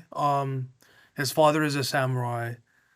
He he grows up training, obviously, and he's still a child in this anime, but he wants to become the best. Mm-hmm. And he grows up in the jungle, fighting with animals, and kind of becomes the king of the jungle, being able to win against all the animals. And now going, he's being introduced to city life Mm. with a dojo. Okay. Um, and he encounters other youth who also Fellow practices youth. fellow youth who also practices sword.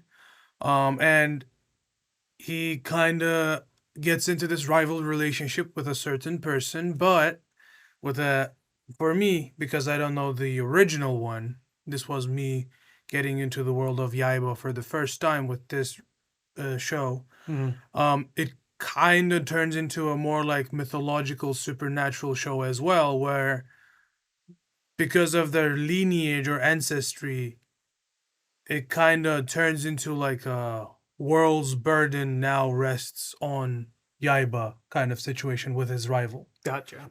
Um, and it's entertaining, you know. It's pretty fun. Sounds super shonen.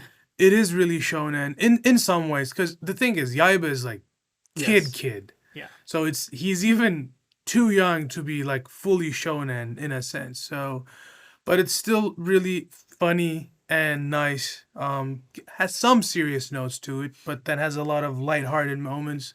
I'd say like a 7 is pretty just for this, and this is just so I can make it clear. This is like an easy 7. Like I'm not Okay. with We were generous on the Taigana. other two. Yeah, with Taigana or the previous one, I was kind of like feeling iffy, but with this one, like I have no problem with Okay. giving it a 7. Like. Yeah, that's fair. The next for me is it's actually one we both seen is Gotcha Kuda, which both of us Yeah. definitely did not finish. It's 9. Um, I'm just gonna. and once again, here we are talking about new anime that is rated probably slightly better than I would give it credit for because it's it's probably someone's first shonen. You have to know remember what? this. I'm kind of surprised that it's not high because it's Mal. I'm surprised that it's not rated higher. I wouldn't, but I would expect Mal people I to would have rate expected it this like higher. an 8.6 from Mal, but Yeah. yeah, for me it's like I think this show is like a 7. Yeah. Probably better than a 7, but Like a 7.3. yeah, I watched about 9 episodes in. That's where I got to. I'm roughly around there too, by the way. Yeah, so you see the first few episodes and you're just like it's ever like okay, concepts cool, sick, art style cool, sick, Great. music great.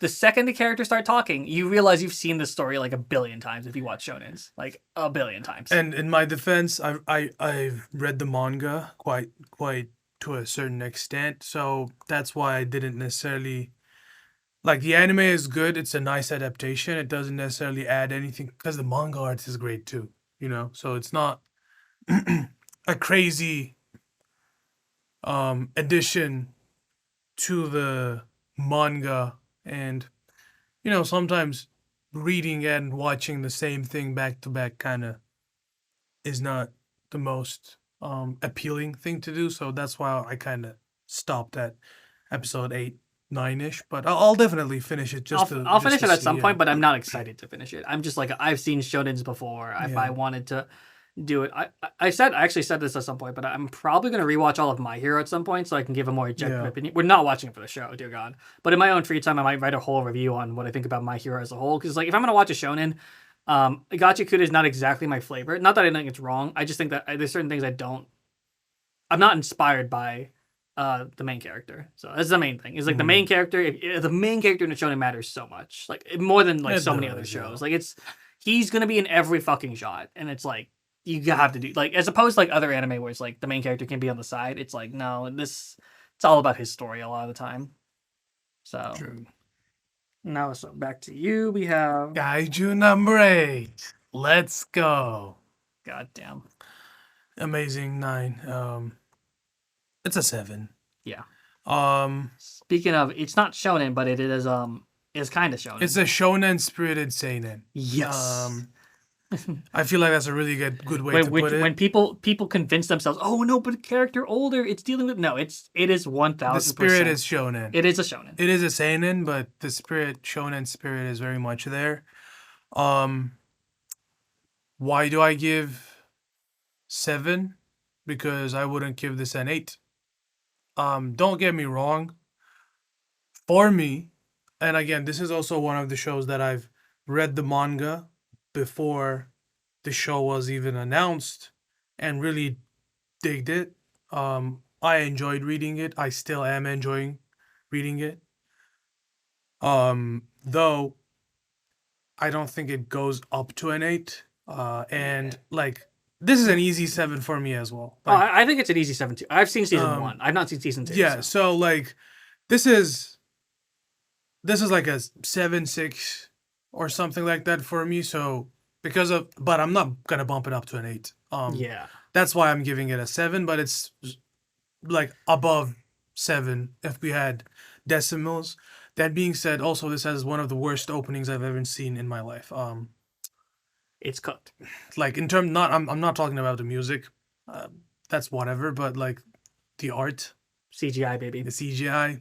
Not in time with anything, just CGI. Y'all gotta fix that. I will say, in spirit of talking about things that are like shonen, or like seinen that are in the spirit of shonen, if this show was truly a seinen, this show would have a lot more world building. It'd be a lot less focused on Kafka and the fights and all these things. It'd be a lot more about these bigger topics, but it kind of jumps very quickly. It would also have a lot less teenage girls.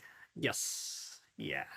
So it would just do a lot of things differently, if it truly was a seinen. And so I think that in that regard, when it's about the fights and all these things, it just screams shonen. And it's really, even though that Kafka's like 30 something, it doesn't feel right to call it a seinen. I've seen many shows are like this. So just because you all gotta configure this. Just because the main character is like 30 or older does not make a show like a proper seinen. Yeah, shonen is both a marketing thing and it is both like a category of like who you're marketing to, but it's also a genre at this point, and it is a shonen like in many regards. So it's fine. It does everything fundamental. Is it basically Attack on Titan? Yeah. So is Attack on Titan basically Kaiju no 8? No. Yeah. Yeah. You never know. That said, jumping back over to me, I think it's Rascal Does Not Dream season 2.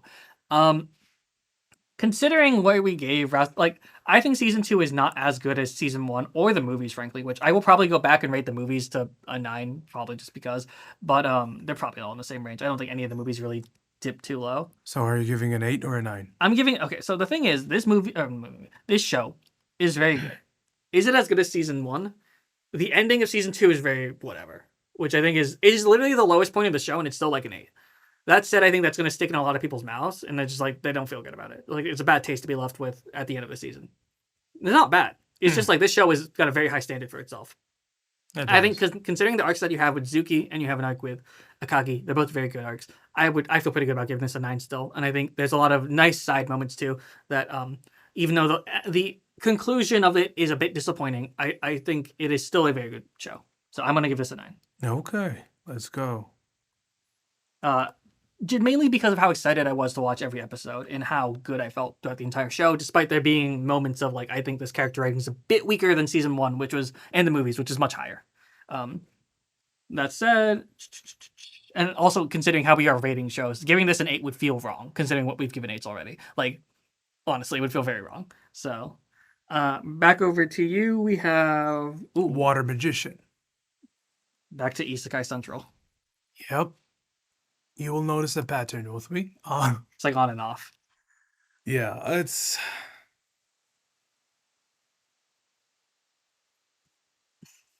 We've talked about this show more on the seasonal section than we probably need to.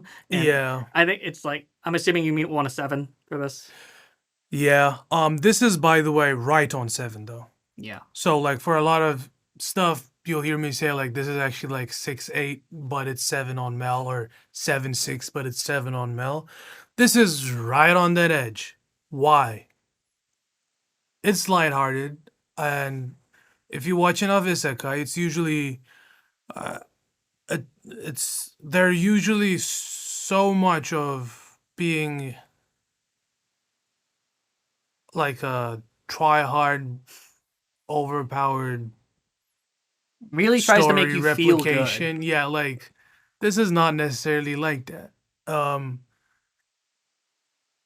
the main character, he's just enjoying his time. You know, he makes a friend after a few years for the first time in this isekai world.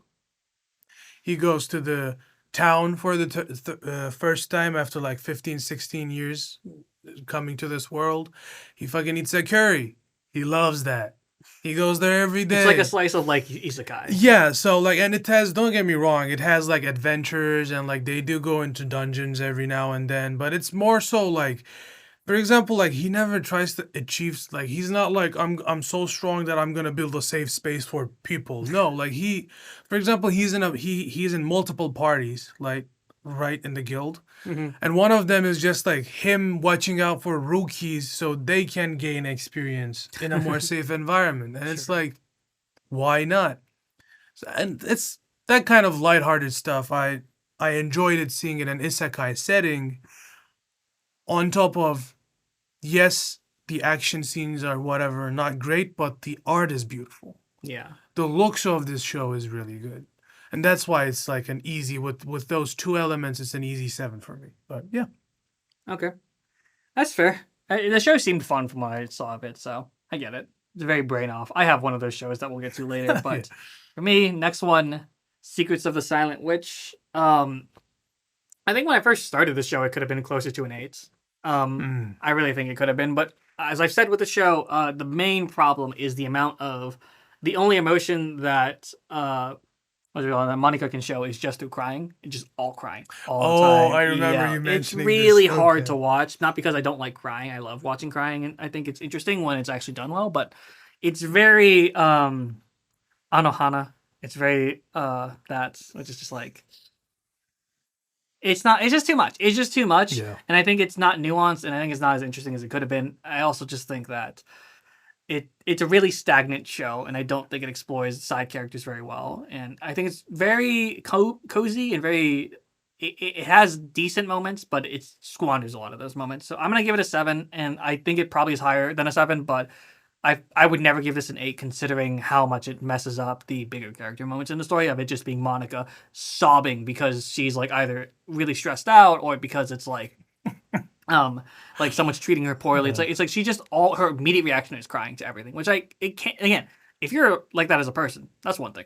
It's another thing to Think do it about in it. it's another thing to do in storytelling. In storytelling, you have to do more than that. So the character can end up crying, but you need to build it. She just immediately starts crying every scene. So I've gotten tired of it. And yeah, it's like it's one of those shows where it's like would I be excited for a season 2? And the answer is kind of no, which is weird because I actually enjoyed the first half very very much, and I just was disappointed by how the last part of the season went. Okay. It's solo camping for 2. Okay. This is gonna be a high opinion, and I am biased on this one. Mm-hmm. Um, I'd say like for every other show, I've given a roughly objective um scoring. Which, by the way, for Mel, I'll say it's a 7. Mm-hmm. But first of all, I haven't watched all the episodes. Oh, okay. I just wanna, yeah, kind of. About how far?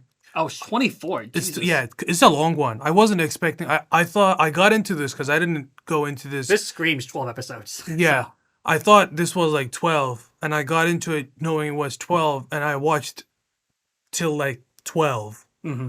assuming it was over, and then I'm like, wait, this is a 24 episode anime. Mm-hmm. Though I enjoyed it so much. To the point where I don't know what happens in the next episodes. For me, this could be like an 8. Like I have no clue. Okay. But why am I you need to biased? watch. You need to watch other cooking / laid back camp. This stuff is like stuff. yeah. So the thing is, I love camping. Mm-hmm. And this is in a sense very true to the spirit of camping. For what it is, and I kind of really enjoy the main character's like solo camping ideology in certain aspects. But then also, and if you don't gathered it so far, it's more like a camping slash romance comedy anime. Um, his camping partner, which is technically involuntary partner because she's like forcing him to teach her how to camp solo. Um, like their dynamic is kind of funny too. Okay. They have cute interactions, and there are moments where he generically acts like a tsundere. Um, My main thing is I'm aware there's an age gap in this anime. yes. That's the only reason I was pushed off. I only realized that after getting into it and they mention it in the anime. Yeah. The thing is, I decided that I'm not gonna I'm not gonna care. because It's okay. To be fair, they're both adults, right? yes, They're that's both the thing. adults. It's That's just the first weird. thing. Yeah. It's like So it's weird, and I in real life personally wouldn't approve yeah. that kind of age gap because she's like 22, 23 something. So Yeah. like He's like 40, right? end of college, he's like 30. Oh yeah. He's like 33, 34. So there's Still like an weird. It's still 8 to weird. 10 year age gap between between It's them. not as bad as I thought it was. I thought it was 23 to like 40. 40? Like No, 40 no, no. flat though. No, no, he's like 30 something. Still weird though. Not as bad as Kaiju no 8. No. No. But that being said, the dynamic's nice. They kind of interact with other people, like with their friends Yeah. about each other, talking about each other, stuff like that. So, depending on how it goes, I might watch it honestly. Yeah. I'm finishing up a comfort show this season, and I might need another comfort show. and one thing, I feel like this is like a positive thing. The information they give about camping is like applicable and like Good. true to in most cases. So like if you watch this, you would most definitely get some knowledge and ideas about camping after watching this. So that's a good thing too. Okay. How many episodes did you get into it? I'm right at 12 right now. Oh, okay, gotcha. Yeah, that's why I'm saying like it can go below. Sure. Or I mean, I'm fine with it. better, How it yeah. is. That said, I say, oh, weird, interesting how you're doing all that. Now, I go to campfire cooking in another world, both an isekai and a camping anime. Let's go. Well, this is not an isekai. Yeah. Both of these are 7 out of 10s. If you want fun and just undistilled comfy, campfire cooking in other worlds is a way to go. I'd probably give this above a 7. I'd probably give it like a 7.5. But Is yeah. this the one that he has this Fenrir and he's feeding it? Okay, I Yep. watched this. It's very, very fun. It's just there's not any substance at all, and Yeah. it's like eating junk food. I always talk about kind of like I've talked about this before, but it's like your whole like what you consume and kind of like what you can like and not. It's like it's okay to have snacks here in a while. This is my snack. This is my like dessert candy Yeah. type of thing, and it's like I'm aware it's not healthy and I'm aware it's not amazing, but it's like it's fine to have here. It's and there. fun. It's like lighthearted. It's cute. As far as camping for 2 is more realistic, obviously. Yeah, I mean, but, okay. To be yeah. fair, the cooking is like okay in the show. It's not amazing. Okay, the animation, the cooking is good. How accurate is the cooking? Kind of accurate. It's like they gloss over a lot of details for the Yeah. most part. But they still do give you a gist. Yeah, I would say Okay, Laid yeah. Back Camp is a much better show than both these shows, but it's also it's different. Yeah, you should watch it at some point if you want to. No, I still haven't watched that. There's like 3 seasons of it. I will say third season animation quality and like how they animate things drops by a lot, but this is a totally separate thing. For me, it's gonna be One Dance, oh god, yeah. my newest addiction. Well, I was the one who first said, "Oh, I want to watch this show," and then I saw the rating, and I was like, "Oh, it must not be good." So,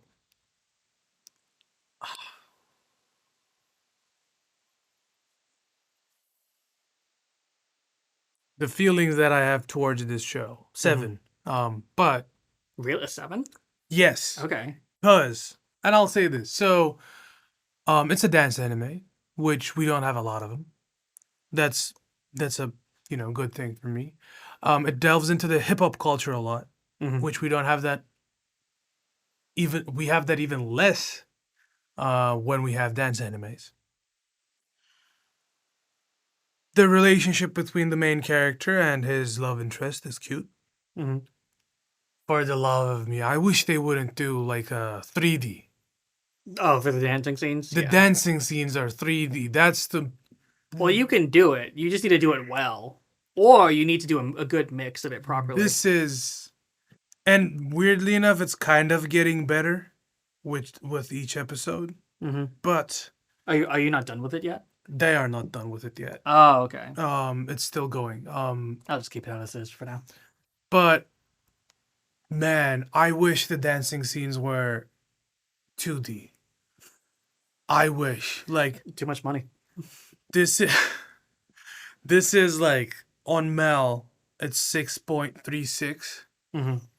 and I can fully understand why it's that low because of the 3D art quality. Like a few years ago when I didn't had the chance to watch like more properly made 3D animes, like I would rate this 6, maybe even 5 just because it has that 3D in. Yeah.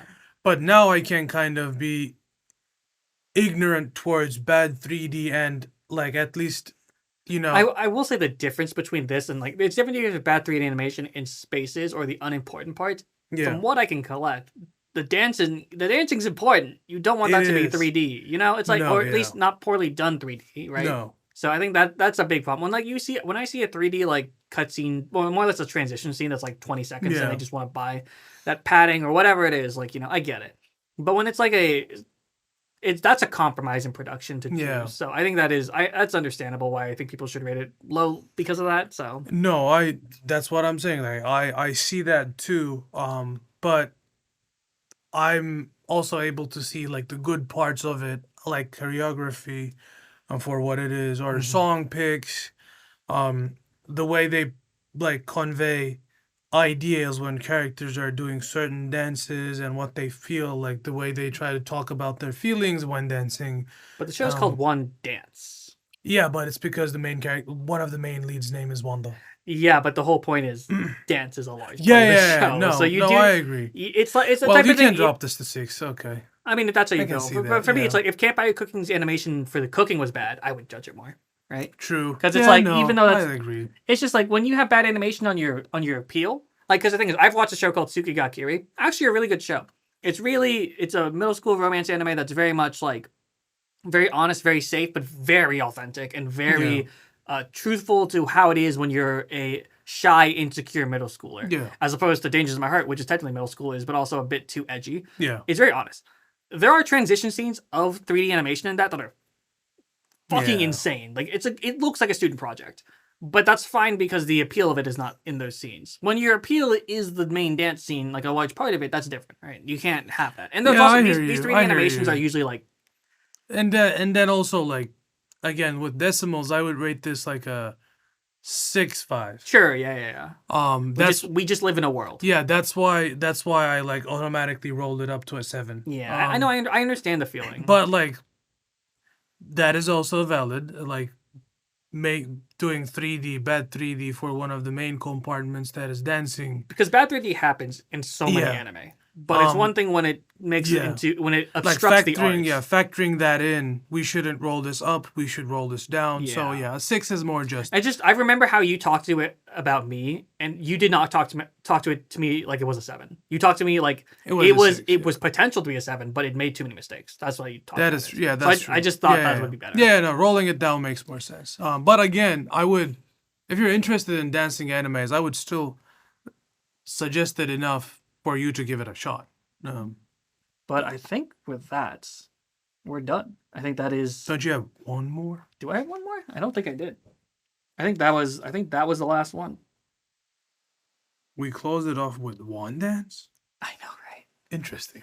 I mean, it's like should it's have a more made recent my- show. It's a more recent show, I guess. That is so. true. Yeah, that's the most up to date one. But So with that said, there's Let's a way see. to look at this better, but how many shows we rated today?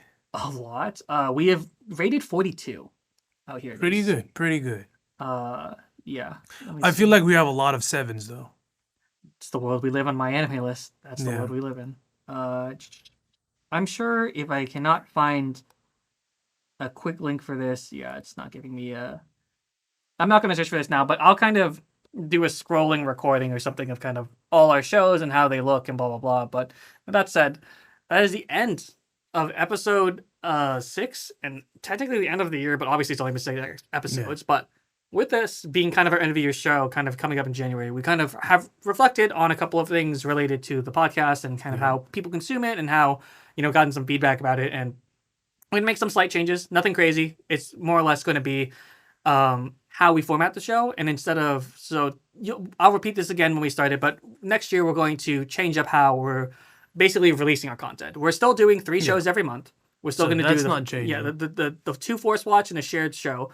The shared show might get changed up a little bit, but we're going to be releasing them as 3 separate episodes. I've had enough people kind of tell me that it's like, oh, I only want to listen to this because I only watch this. And I get it. Watching 3 anime is a very hard thing to do. Like, it's very hard to get all that time kind of built up. And also trying to figure out where you want to watch is in what spot in the video is difficult. Yeah, so we're just kind of spreading them out, as well as it'll be a bit more approachable for people so they don't see 3 hours. And if you do want to see all 3 hours or however long it's going to be, and also for us, it's a mental reset for us in between episodes to kind of split up the recordings. That'll be kind of nice. But the thing is that for us, if you want to still watch all of the content, it'll come out at the end of the month, still just the same day, but just kind of at a different date. We're just spreading out our releases a bit more and also making it so that it's a bit more consumable. That's like, hey, this is the this, as opposed to seeing like episode 3, which is like maybe you're only interested in 86. You'll just see now it'll be 86 episode, an Origami episode, and Tatami Galaxy episode, and you can just pick the one that you wanted to.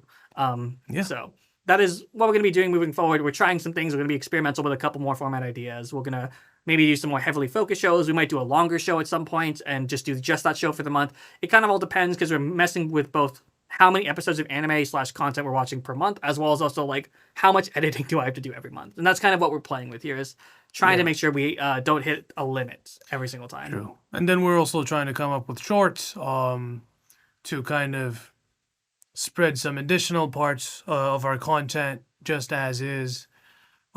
This was like kind of a good fun moments, Yeah, this is a stopping point of kind of like reflecting, like, okay, we did the thing for a while now. How do we feel about it? And there's just a couple of small changes we want to make. Nothing too crazy. It's still more or less the same show. It's just how you're going to be able to like watch it and view it is going to be a different. So I'd say it's going to be an improvement in terms of how you can view the show in general, whether it's more